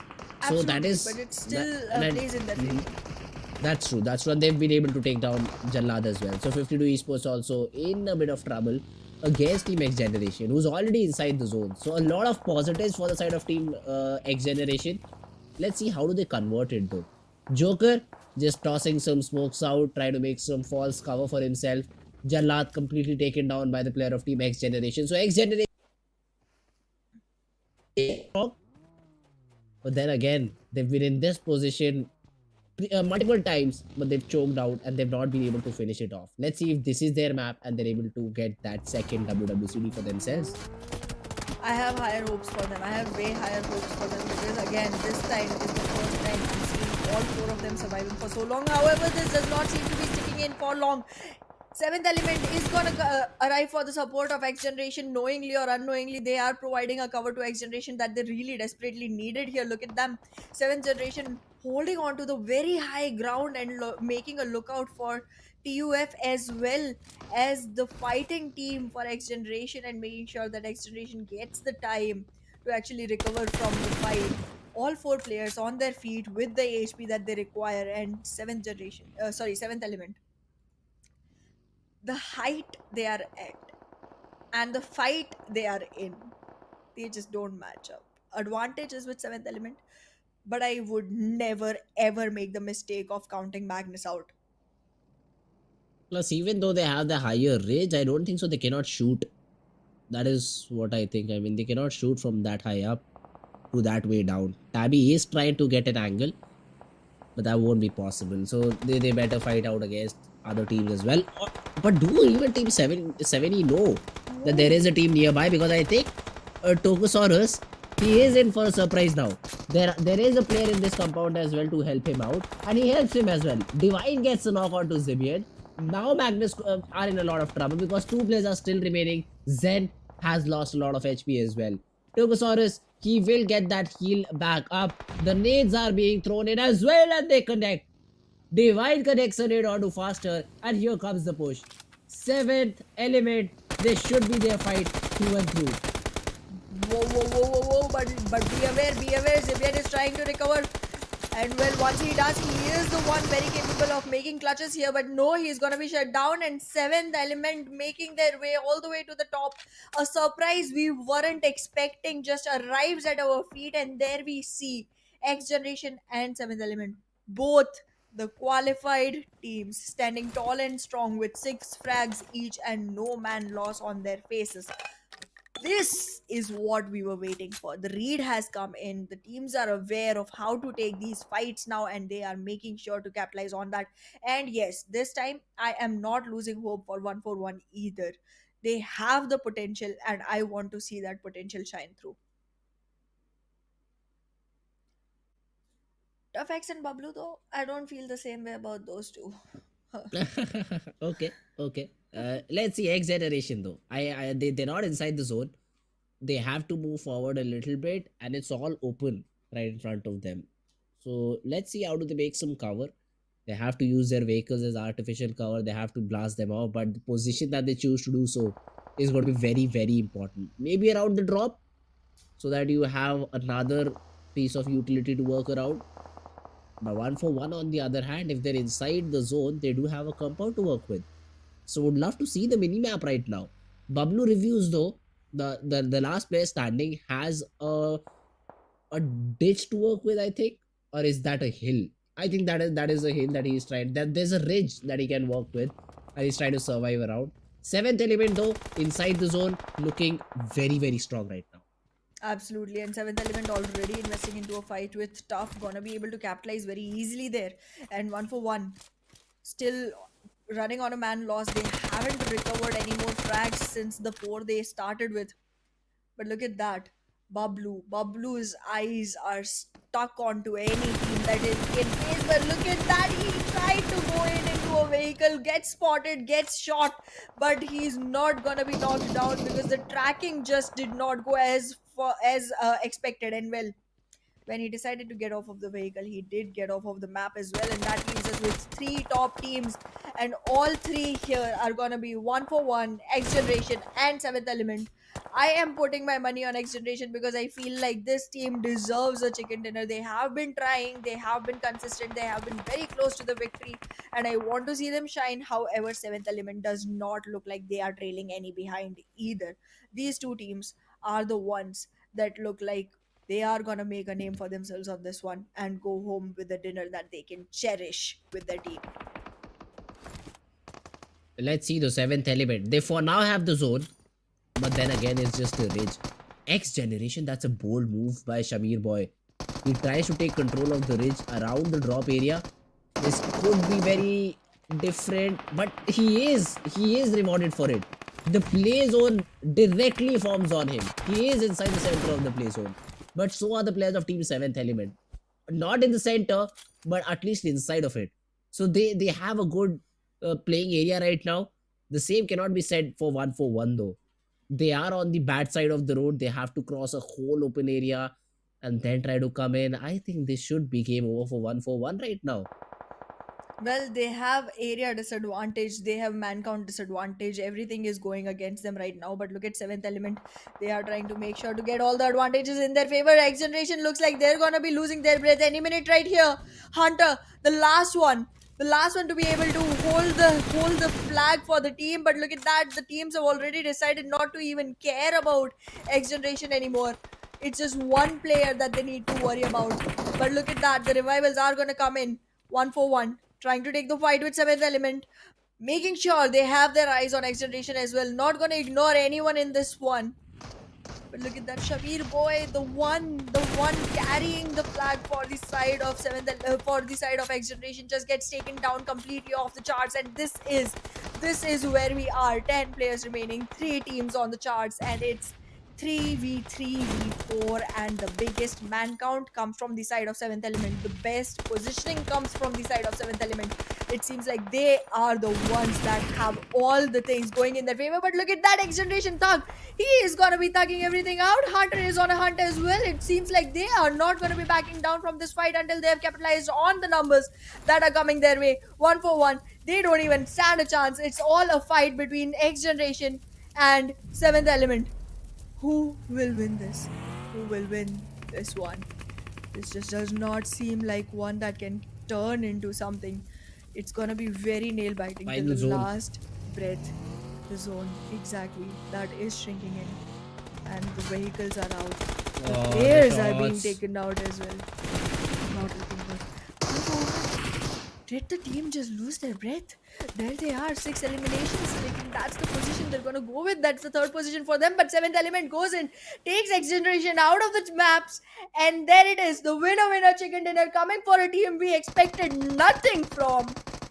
And X generation still, however, manages to make sure that the first position of the leaderboard goes to them. What a game though by Seventh Element. They played it very brilliantly. They were on top in terms of eliminations as well, and a 24-point game.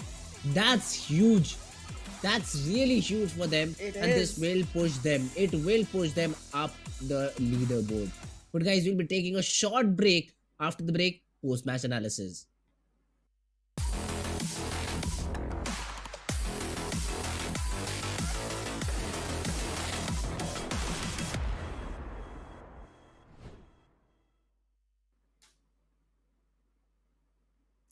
That was a well deserved victory. A well That is true. deserved victory. Seventh element. I felt like X Generation might just, uh, overpower them, but still, seventh element rose to the heights, shown themselves. And well, there it is. Some That dinner, is true. some fun, and there it is. The victory they really needed, and they well deserved. Oh yes, they definitely deserved it. Seventh Element, the way they played, I was a bit concerned towards the final stages when we had that battle between X Generation and Seventh Element going on, because there was a factor that no one was looking towards 1 for 1, and they Yes. could sneak up and get those frags. But that did not happen. So that's good. That did not happen, and Team Seventh Element is able to come out on top. But talking about the MVP of this game, it is gonna be T24 OP from the team who came out on top. Well, absolutely amazing. 5 eliminations for his name, and really well played. However, I do feel like it would have been a much more difficult victory for seventh element if Shamir Boy did not just plant himself in the middle of the whole area to be spotted and taken down. But yes, very well done, and kudos, because I had very little expectation from them, considering that they were not in the top three for the last 3 maps, and then suddenly they just rose and shone like no one else did. Oh, Seventh Element. That's a really great way to finally conclude the day almost. I mean, there is another map left. Yes, Erangel. We still have to face that particular map, But yeah, I mean, second last game of the day, seventh element, if they're able to, I mean, even get top five, get get good number of frags, come top five, that would be a good day considered that they were not very perfectly playing in the first few games. Whoa, whoa, But yeah, whoa. top five players, or is it this whole squad of seventh element that is being shown, except for Myth and M777X? Exactly. I mean, three out of four players in top five are from Seventh Element, and then one is going to Myth from One for One official. However, Tough got eliminated very, very soon into the game, and still managed to have a player come into the top five players of the game. So that's kudos to M77X, 7X. Yeah, three sevens. Yes, Three sevens, yes. Obviously, I mean, T24, five eliminations followed by his teammate Divine with four. Alian even had five, but in terms of damage, I'd say it's definitely T24 out on top, because he was in a very good position. He played perfectly, especially those nades. There's another player from seventh element, Tokosaurus, if I remember his name correctly.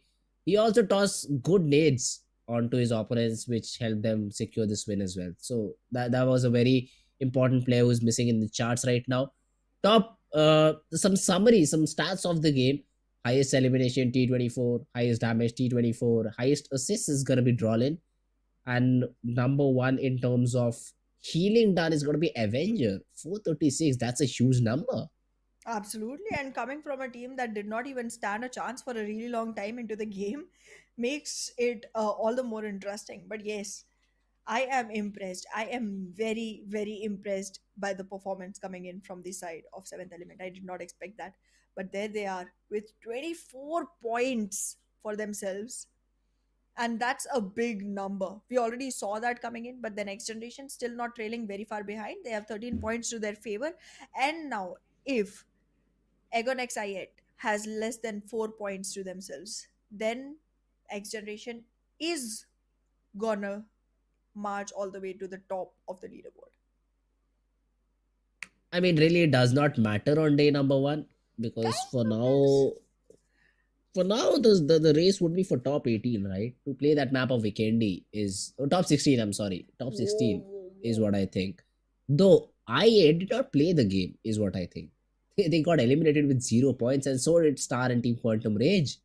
Well, pretty sad for I8. But yeah, where where we have the whole story coming in on overall leaderboard, we will be able to see how this goes. And yes, I do kind of disagree with you on whether or not it matters where you are on the leaderboard, because look at the difference. The difference from the first team to the seventh team is literally 21 points. That means getting a chicken dinner with almost 11 frags. Sorry, with 6 frags at least. And that's a lot. That's a lot, to be very honest. So I feel like it's a huge climb to go up there. And even though it's just the day one, it's still like 20 more matches to be played before the first bonus match. I feel like if a team rules the board like that, they have much more chance at like more and more, expanding the difference between them and other teams. See, how I look at this board is, let's say for example seventh element, right? They got 24 points in the previous game, and overall they have 31. So they secured what, like 7 points in 2 games. They were nowhere on the leaderboard, overall leaderboard in top even 10, I think. But just one game jumps them to that third spot. So these are just early days, is what I think. I mean, 4 point difference is not a huge difference that I8 cannot climb. But you also have to consider that X generation has played one game less than what I8 has. I8 has played four, but X generation has only played three, and still they're out on top. So this will definitely help Team X generation to get a good lead if they're able to play the match perfectly when I8 is sitting out. But other than that, all of these teams, even I'd say till 3x esports, they still have a chance to get a banger of a game and get right back into action. Well, that's true. But then again, the odds of that being possible are very little. And then again, on the first day itself, like, I mean, yes, this is week one, day one, but we did show up yesterday as well. And we talked about how much of a role confidence plays when it comes to games like these, when it comes to games that are played against teams you haven't read yet.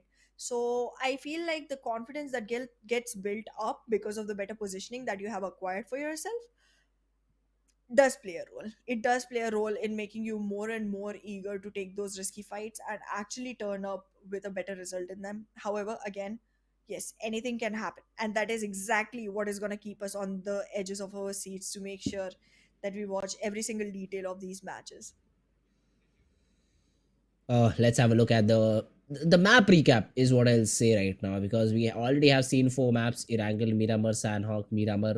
No repeat winners. Nobody has been Exactly. able to take that second chicken home. Or will that change in this map of Erangel? That's what I'm interested to see right now, Hannah. Absolutely. I'm looking forward to the same thing because, again, a lot of the teams that have a really good standing for themselves have played all four matches so far. So now that we come to the last one, Group A is not going to be playing Erangel this time. So a lot of the big names that we were betting on do not seem to be a part of this run. That means it just No gets I8. no I8 exactly. So this just gets very different for a lot of players because, again, if an aggressive team does not show up to a map, you know your fight is going to be very different. You know your game style is going to be very different. You know your opponents are going to be very different because very few people are going to be taken out if the aggressive teams just take a seat back. That is true. Plus, for Team XGeneration, this is a golden opportunity to extend their lead. Get that WWCD, get 25 points on the board, make it very difficult for I8 to come back. But that's a very big ask, considering the Exactly. game 25 is hasn't really even a big started. ask. I know 15 frags. Well, XGeneration No, 10 has done frags. it earlier. 15. 15 frags? 10 is what Okay. you get when you Oh, come out yeah, on yeah, yeah. top. Sorry, sorry, sorry. Yeah. So X Generation has already done it on the map of Erangel. 15 frags is what they got in the first game. The only thing they choked on is the position. So if they're able to convert it into a chicken this time around, they should be good. They should be set for at least 2 games. They'll have that insurance policy for 2 games, and they'll be like, yeah, if we don't play well in 2 games, we still have the buffer, we still have the points. I still need to climb up and catch us. That to considering we'll play 2 bad games. So I8, it's not going to be easy at all for them if X Generation is able to get this game in their bag. But let's see if that happens or not. The plane path this time though around Stolber is what I think. Severny Stolber, I think, is the region from where this plane path is going. Interesting plane path, a bit central. Let's see how the teams take their drops. Well, we will see teams trying to approach for their preferred drop locations this time, and I am trying to look really closely onto Team X Generation, onto Team Magnus, and onto Team 141 alongside R3G and Seventh Element, because I feel like all of these teams have shown great potential in the past matches, and I want to see which one of them now capitalizes on the position because now they are all in the one single map together and they can very well fight this off and make themselves a standing that can take them a long way in. I have high hopes for Magnus though, because I really feel like Zibian just went a little bit unrewarded, and I really want to see him make his way back up with the kind of fights the man takes for the team, with the kind of standing he brings the team back to. It just is very very persevered. Let's see though, this time you don't have I8 in military base, so Team BABLU and 3X are trying to share that region. Even 2 different teams are dropping in Novo Repnoi. Whoa. So the containers are not being left alone at all. I love this. I'd love to see the fight of Team HR in Novo Repnoi. We might see a battle between 52 and Tough, or maybe even not, because they're dropping around the hill region of Georgiapol, and 52 Esports is completely on the other side. No fights there. Novo Repnoi, the hotspot, I do see 2 different colors being overlapped in that particular region, though the zone has shifted all the way west here. Absolutely, and no fights have already started taking place. X Generation is just not leaving QWERTY to take a breath. Look at that, QWERTY is not having much to do here. No weaponry in hand, can't just get gets spotted, knocked, and brought down to his knees for a blessing coming in from the side of X Generation. And there they go, shooting him from the back. Actually, they don't. I think they just want to punch him out. But in any case, QWERTY, early loss of man count, and same story for H2E as well. This just does not look like a very good game. Early frags coming in, early eliminations coming in, teams are losing players, and that's just making their man count on a very disadvantageous position starting off in the game itself. It's hardly been a few seconds. You've just touched the ground and you've already buried some in it. Even Rex is just waiting his turn out. No one there to revive him. He will be taken down with just with some time. HR, they try to hunt that player. They know that they've got that second knock, but haven't been able to receive the frag for it. So they're hunting for this particular player. Though Rex has made a smart move, not trying to give his loot away. Yeah, he knows he'll be taken down, but let's not give the loot away to your opponents, right? Or did Tio see the smoke, the green smoke? I think he did not. Otherwise, you would just have ran towards it. Anyway, Team Tough, still the weird drop, the weird split drop from this particular team. You have Virus just completely looting up hospital, and then his teammates would be somewhere around this particular areas. Yeah, they're also looting early stages. No problem whatsoever for any of these teams. Absolutely. Team Tough is pretty aware of the fact that no teams try to attack the hospital area. And look at that. It's a very close range, but it's still too far off to actually initiate a fight between them, because on the other side of this of the river survives 52 esports. However, look at this. This circle very clearly narrates that 52 esports and Bablu, both the teams are going to have a really good advantage when it comes to fights that are going to happen. Like when from Zarki negatives try to rotate into the circle, 52 esports can capitalize on that pretty well. And when all the teams from the side of military base try to run in towards Quarry or Ferry Pier or Primorsk from the side of military base, Team Bablu is going to be able to guard the bridge. There is another bridge available, but that would just be a really long rotation for teams, and that's why if they have to go from there, it will be a much more early rotation. And when you talk about earlier rotations, there's hardly any guarding going on at that point. However, R3G has already invested 3 players to Milta. Actually, all 4 of them to Milta. If they move at all, they will be in a position to make sure that no one from Novoripnoi or military base is able to come back into the game, and they just suffocate themselves in that tiny island itself. Let's see though. Near the region of Lipovka, the side of Team Q, they're also rooting for themselves. There hasn't been a lot of movement, I'd say, on the whole map for now, which is a bit interesting to see because it is almost time. The zone has already started to shrink. Reggie side, they should also start rotating very soon from that region of Milta, but they might bump into the side of Team X Generation or Seventh Element in the process. Because look at this, the rotation path that they're taking is going to collide at some point. Well, that's true.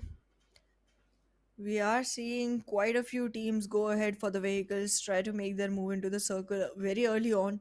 But look at that. The zone has started shrinking in Tarzan, not looking like he's in a very good position. You cannot be the king of the jungle if you do not move into the area that's even required for you. Quantum Rage, very disappointing performance for a few maps in a row now.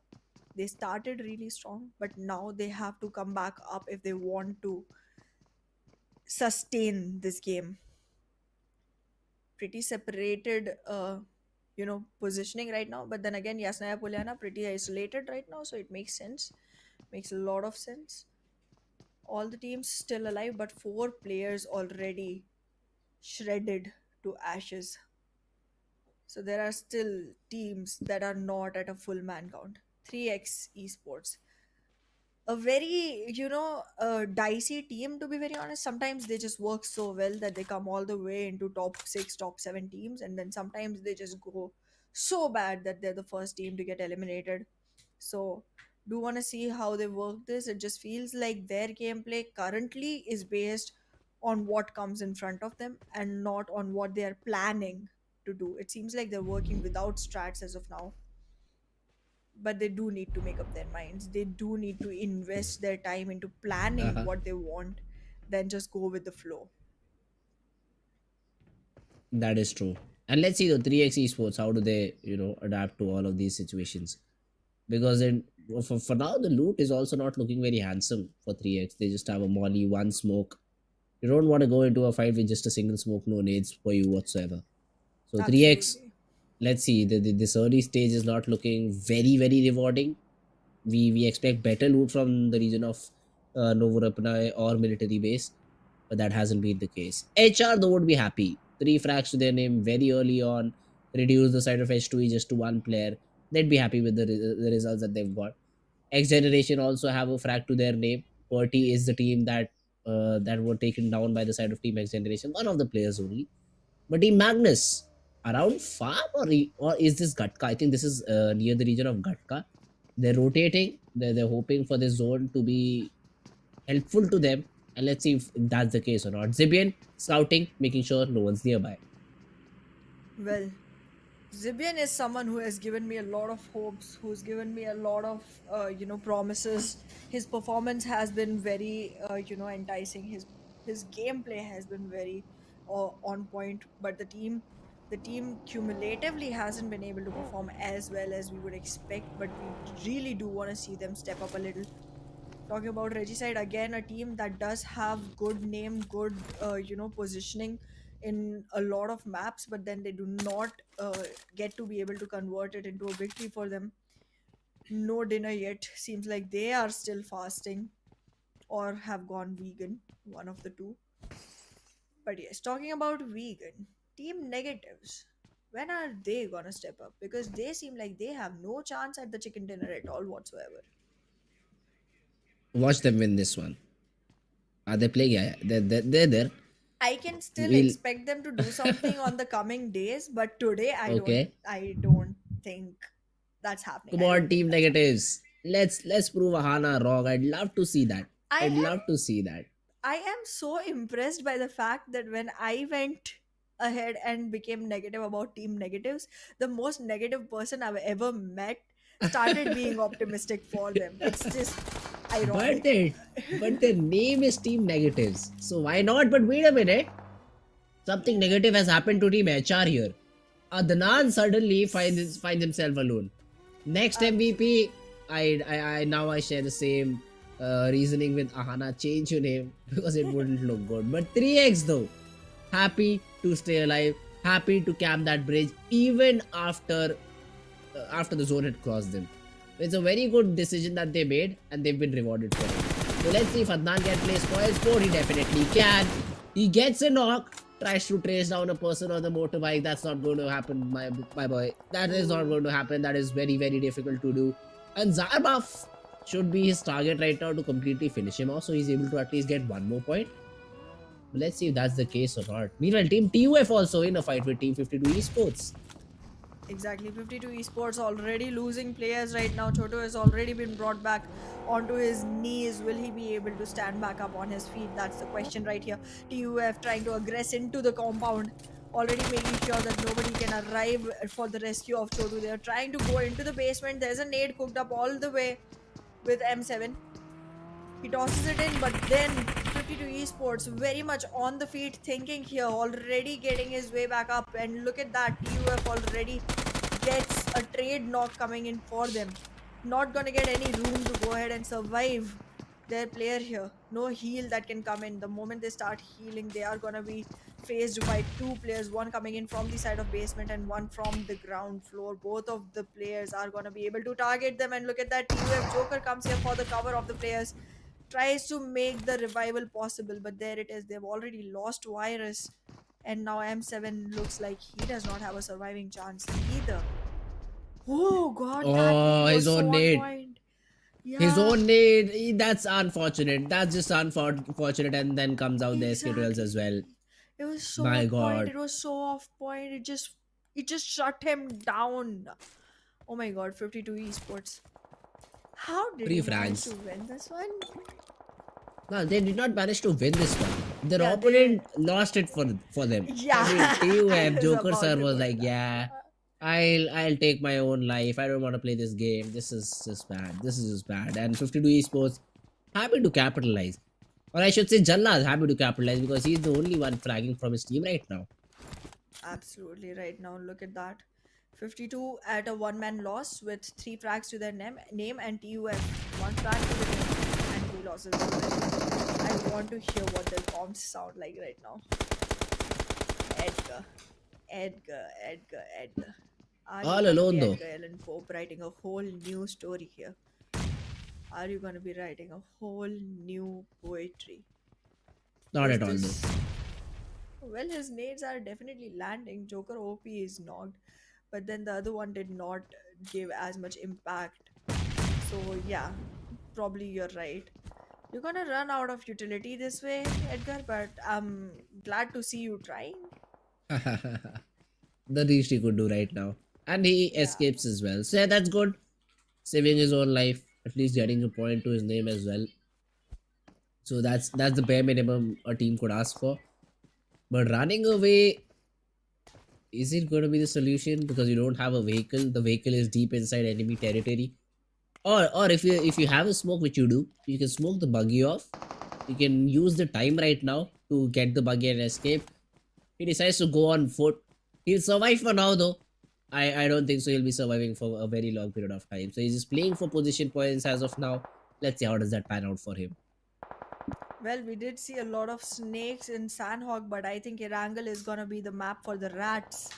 We're seeing a lot of teams that have already lost players. They're gonna be surviving alone to be trying and getting themselves position points for the team. And look at that, Shamir Boy already getting shut down here. XGeneration, are you gonna be able to secure yourself a good position this time? Because one player is already knocked. Hunter needs revival, but look at them. Quantum Rage is Great getting nade. shot one after the other from the side of XGeneration. Scooby Doo Papa, are you gonna Boom make boom it? boom boom boom. Boom, I boom, don't boom, think boom, so. boom. I don't think so. He'll just be blasted off like that. Thug, he already has him on the crosshair. QR Senior gets taken down by 1-for-1 King. Watch 1-for-1 win this game. I'd be super happy. 780-4 though takes HR Adnan down. Ooh, A good Shamir Boy nade is on the coming in scene. from NES. North Esports also want to join this particular fight. Shamir is down. C completely taken down. XGeneration, they being third party from multiple different sides. 1-for-1 also wants to join this fight. Ruins is literally becoming ruins because players' life are ruining in this particular area. Well, there it is. Just like you said. The gameplays, the lives, the HP bar, everything is getting ruined, and the utility they are carrying is turning into a damage that cannot be taken back. Look at XGeneration. When have you ever seen them in such a pickle before? Ruins. Is this why you were named Ruins to begin with? But look at that. 3x getting shot. Getting shot from a distance unimaginable. North Esports is gonna be the one coming up top here. Only one defeat so far, but no man loss. Mars might still get a revival coming in for him. And look at that. Outside the circle, we're seeing an aggression coming on to 7th element. They are not going to be able to fight this one off because there's a third party waiting to happen right inside the circle. And Magnus Esports, they're not going to be able to make their way into the circle at all. Look at that. Their vehicles are marching into the circle, but then they are falling right into the feet of another team that's waiting to welcome them in. And there it is. Magnus actually goes ahead and takes Freestyle Fizzy out. Magnus, Magnus, are you doing this? As soon as you say that, Faster gets taken down. So probably not, but only time can tell. Only time can tell. Another player being knocked by his own nade is gonna be knock from Oh, Reggie's side. I mean that is something very very unfortunate. The X generation Thug, he's still pretty healthy, has a frag to his name. Psycho though, the player who had been able to get to has been taken down. Magnus though. Was saying something, Anna? You were saying something about Team Magnus? They were really doing it, but suddenly are out of the um, game. um, I was saying Team 3X. They are very enticing. Sometimes they do really good, sometimes they don't do very good. That's what I was saying. 3x. Yeah, that's what I was saying. Nobody Okay. rewind and clip the part where I said Magnus will win this. Okay, okay. Yeah, yeah, I mean, this is what happens, right? You don't accept your defeat. But when it comes to me, you're like, yeah, yeah, yeah. I beat you. I beat you here. I get a point. Okay, I get it. But meanwhile, a very ambitious attempt coming in from the side of Team Reggie, but they get taken down. They don't even get a chance to even spray down a bullet. Tabby is just finding the last remaining player so he can ask for some random shots through the smoke. And he is in a revivable position. Divide very low on HP, but the cover fire is present from the teammate, gets taken down, and that is another squad being eliminated. Every single squad that I was keeping my eyes out for is literally making my eyes pop out of my sockets because they are just getting eliminated that quickly. Seventh element, keep my pride, please. 52 esports looking really strong right now, but this time I feel like 3x might just have it for them. 3x might just have it for them. However, if you look at positionings, 3x again at a very good position. Ruins, they are just inside the circle. They're gonna be watching a couple of teams coming in, and at the same time, if you talk about wait, vehicle eliminate on Shahir, that's one that always makes me laugh. Okay, 141 though. Let's see. Police Agay, he is around this particular UAZ right now, just trying to make sure he has a perfect angle onto his opponents. But saving the vehicle is also another important factor, which won't be completely done in this particular area. They have that church control on ruins. I'm surprised though no one is playing up top. It is a very difficult spot to play. You can get shot from multiple different angles. But if you play it correctly with two players, you really have a good vantage point from where you can shoot your enemies on. But let's see though if Team 141 goes for that or not. 3x Miracle gets a knock. Scooby Papa eliminated. Team Quantum Rage out of this game. Well, did not expect them to stay long either because they have been going downhill since a long time. They started well, but since then they haven't been able to stay long. And look at that miracle from the side of 3x going really good for the team. And again, I have no idea how this happens, like you being one team that is just very undecisive, very inconsistent, and then suddenly you come into a game and you're like, you know what, this is mine, this is my ruling to work on. X generation still survives, seventh element still survives, but seventh element has only one player remaining. That is not looking good. You had just started on a good roll. You had to continue that momentum. You had to make sure that your ball was rolling in a snowball effect, but that just did not happen. And look at 1-for-1. They are in a very tight situation, and this pickle is not gonna look good for them. Am I seeing team negatives be on the upper hand for a fight? First time for Surprised everything. me. First Well, time for that everything is. is what I'll say. But meanwhile, Team 7th element gets taken down. 1-for-1, for now they do have a good spot. But the next 35 seconds are going to be the deciding seconds. Because if the zone does not favor, which I'd say 90% of the times won't in this particular corner of the map, then they'll have to find a new position, which I don't think so is going to be so easy to find. 3x though have a compound. This ruins compound is very famous and is very difficult to attack on. Since it is open from multiple different sides, you get exposed to a lot of teams while you try to push it. So any of these teams is not going to find it easy to do so. NES though, they try to create a smoke wall and enter from the left hand side, and they've been able to do so. But here comes the shift. Only one player from 3x is inside the zone, but the remaining players do have an option to follow that particular player. Miracle, very low on HP, but will be able to escape. Well, it does not look really good for 3x, even though they are climbing on the top of this, leader card. But it seems like the one and only player that is surviving inside is gonna have a fight that he's not gonna be able to tolerate by himself. He needs the backup support and he needs them to arrive as quickly as possible. But that arrival is gonna be hindered by North Esports. North Esports is gonna be the thorn in their way, the petal that does not fall. It is gonna be really, really difficult for 3x to make their way back in for their teammate. It's too two split right now, again not by choice, just by chance. And now the two people that are already inside the circle, these players are going to be suffering quite a loss, because freestyle is right next to them, and then so is 52 esports. Really looking tight, really looking very hard to get out of. Oh, BABLU. Even BABLU is joining the party. 52 Joker has Ah, been taken down. This is the 6th zone, so action has to happen here. Ruins. This absolutely. zone is not going to be easy to handle for multiple teams. Look at this. They're not even aware about these players' position. So if you want to have a tree to yourself, you need to smoke it first rather than being in that particular position first. So this is something you need to be very careful about. Zarbaf spotted down, exchanges some shots with Nightmare. But Nightmare finally decides, since he's the last player standing, it's better to rotate. But the players of FS Freestyle finally come into action. They shoot down Nightmare, but now have to march inside the zone.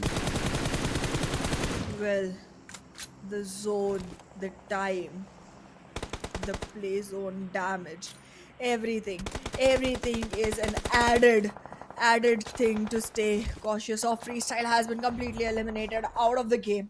It's five teams remaining: 52 esports, 3x, 141, negatives, and bablue. I have no idea how negatives made it all the way up here, and they have all four players still standing tall. If they win this one, I am gonna be really proud of them, even though I did not start with a positive note for them on this one. However, it's the name, and I completely abide by it. Look at that. 1 for 1. 1 for 1. Why would you go recklessly like that on the top of the hill? It just does not seem like a smart move, and it has been punished. It has been punished really bad.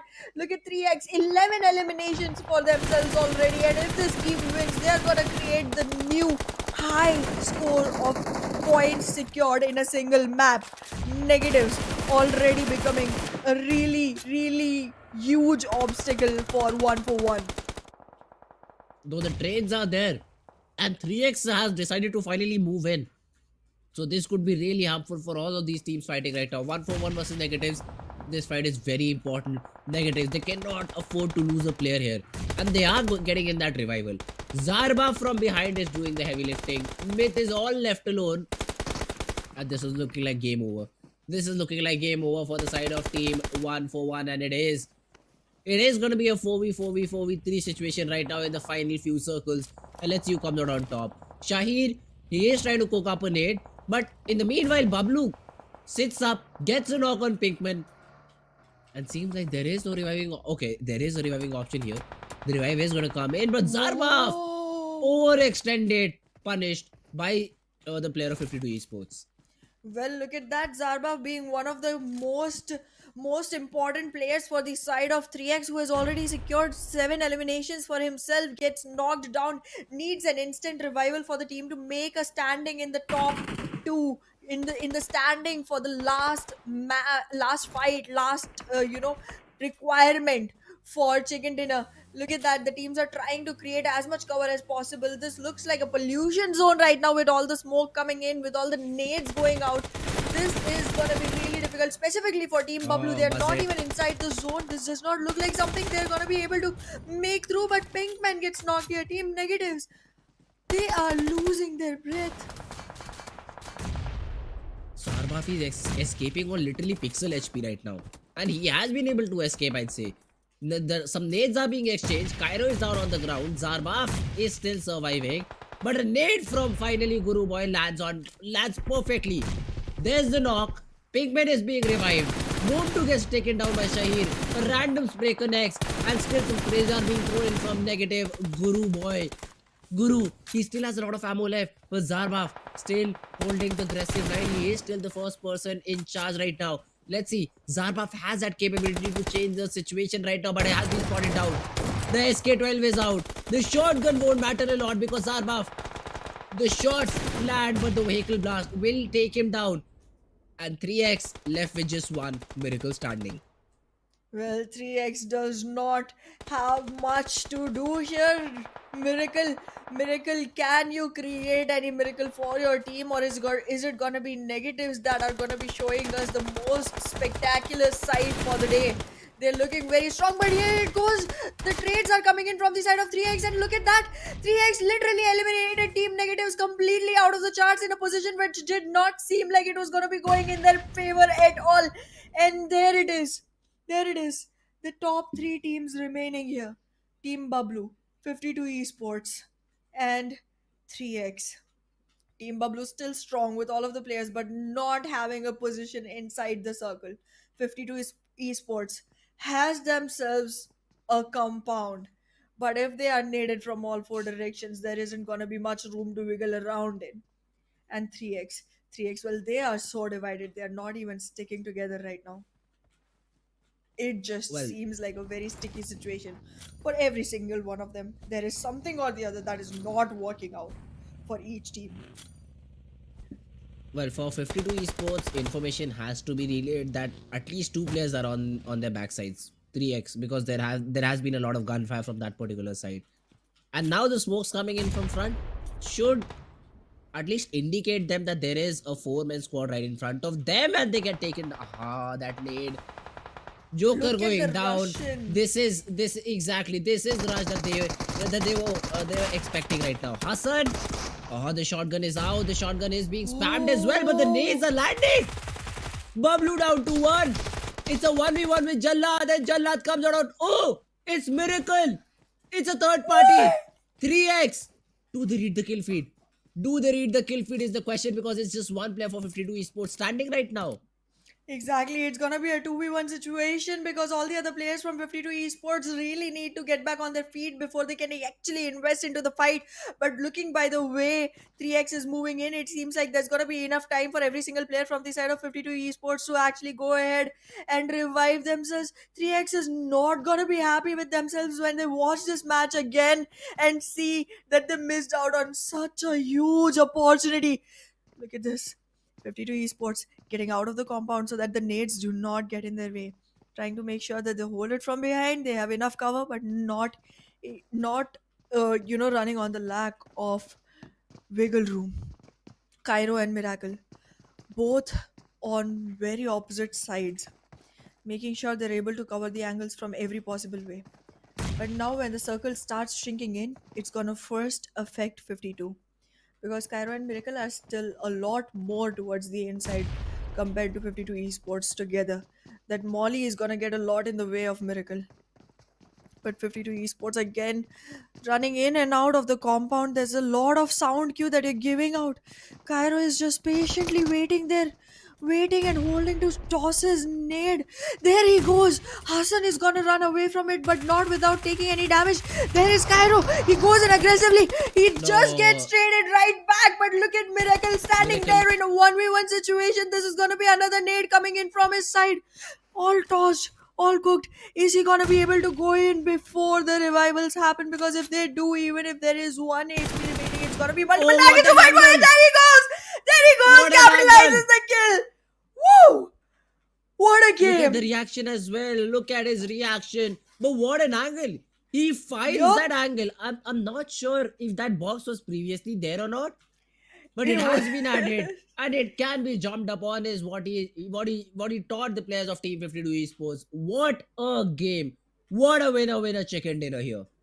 Absolutely. This was unexpected. This was unimagined. I have no idea how we got here, but to get an idea of what just happened, we will come back after a short little break with the post match analysis.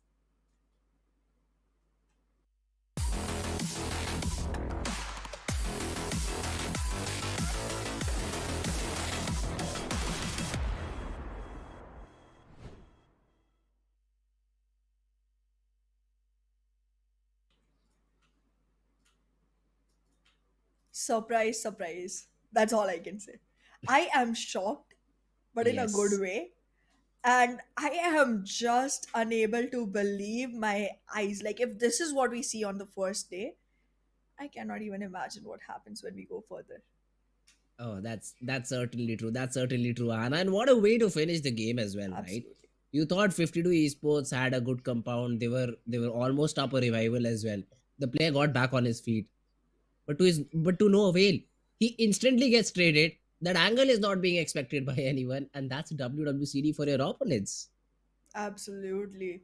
And well, I guess 3x is someone we weren't expecting anything from coming into the game because of obviously four maps have already passed. We are not seeing you Yes, shine much. So it's definitely not a game that we were expecting them to win, but they did it. They did it and they did it magnificently. I feel true. like this is the most amazing, amusing, enchanting chicken dinner that we have seen in the day. The highest fragged chicken dinner as well, I think. What, 18 frags to their name? We'll have to check though. But it was a very high scoring game for the side of team, for the side, for the winners basically. But let's That's have a how look you at the make a comeback. MVP as well. Let's have a look at the MVP as well. I think Yes. it is gonna be from the same team. It is gonna be Miracle from 3x Esports and 7 eliminations to this guy's name. Absolutely amazing. And look at the way the graph looks for him. It's like expanding in every single direction. Like, okay. Is there anything you're not good at? Only healing. Oh, he healed 660. No, I Yeah, cannot even it's say just that. Only survival time, assisting. and I guess survival time is less because they ended the game too soon. It's not his fault. That is true. That is true. The only thing he lacks is assist. He does not assist much. He goes for the first blood. He goes for the whole player and not assist his teammate. So that is something very good for 3-3. It's small little things that make the team a very interesting one. But let's have a look at the top players as well. One has to be. I think the whole 3x team should be in there, considering the Yes. number of frags that they have. And And look at okay, that, three there's of three them of are, them. Yep. and the remaining two players from Team 52 Esports. So Jallad and Joker. Jallad definitely played very good.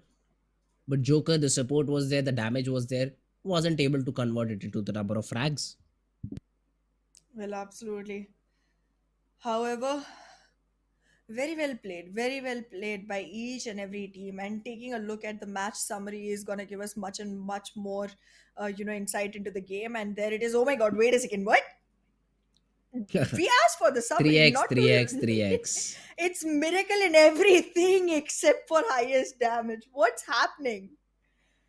Miracle What? is happening. That is what is happening. Miracle is happening. 7 frags, 5 assists, 660 healing done. Zarba, why did you do so much damage? I mean, it could have been a hat trick and another extra point for Miracle. But yeah, it does not happen. Zarba plays the spoil sport here. But we do have Wait a second. Take Miracle. a look at this. Take a look at this. If you see the firsts and the seconds, it's only Okay. Zarbaf and Miracle. Oh, that's true. That's I, true. I mean, good notice, man. Good notice. And there's a wow. confirmation. 21 elimination.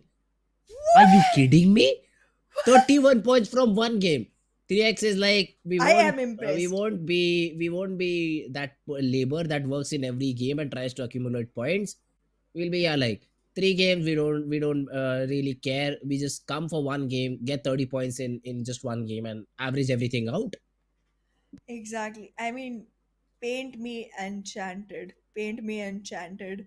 This is absolutely outstanding, unexpected. I have no idea where that came from. The maximum I Yep. was expecting was 28, but it turned out to be 31, and that is no less. And again, you can see how impactful this team is from the fact that Yes. in the match summary, every first was Miracle except for one where it was Zarbaf, and every second was Zarbaf except for one where it was Miracle. I mean, Complementing each other. are you just a couple of players going in there and being like, you know what, we rule the world? But where were they in the first few games? That's my Warming question for up. 3x. 3 games. Come on. I mean, That is okay.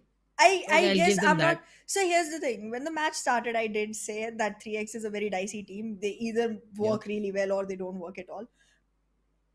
But after this one, I'm never going to say that again. I swear Same never to say for that one. Same again. for negative, maybe. Same statements. Eventually. Okay. Okay. All right. Before that, guys, before that, we'll jump into overall rankings as well. So let's have a look which team is on the top right now. I'd love to see the jump for 3x Esports. Where do they stand? Because I think they had what, 10 points at least in the previous few games. 41 should be their total, right? Whoa, whoa, whoa, whoa, whoa. Excuse me? Maths on point. all the way, exactly, and all the way to the second position. This is not bad at all. This is not bad. I asked Agonex for I8, you have a lot to fight for here, because look at that this. is true. The difference between Agonex I8 and 7th element is just 1 point, one teeny mini point. But that Uh, between X generation and 3X is huge. It's 5 points. So it's gonna be toe to toe. It's gonna be interesting. It's gonna be very, very well versed. And look at that, team negatives. No matter what you say, they still do have a good strategy of staying consistent. Even after giving a good game, they did manage to be in the last three. okay. I'll take that, See, Ahana. here's 12 the points reason to I the was saying Neds. maybe eventually. If they continue this momentum, though, I have high hopes for them. If they continue the momentum, 30 if pointer is being the what I want from keyword. them. 30 pointer. 30 pointer is what I want from Team Negatives, because the Yes. last time I said 25, 3x were like, yeah, you take 30. So I'll say 30, so Negatives get 35. That's my prediction here. But I let's see.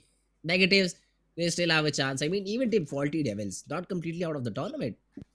Exactly. And well, I am so disappointed with Quantum Rage. Oh They yeah. literally have a chicken dinner and still their total points are 18. How do you manage that after playing 4 games? That's true. I mean, 10 points were awarded just on the basis of position that you have. So 8 Exactly. points And in the they got remainder three 14 in games. that game. Exactly. They got 14 to 15 points in Oh, that okay. game itself, and then just 3 points in all of the remaining. No. That's not good. That's not good at all. But yes, guys, that was it for today. I hope so you guys did enjoy.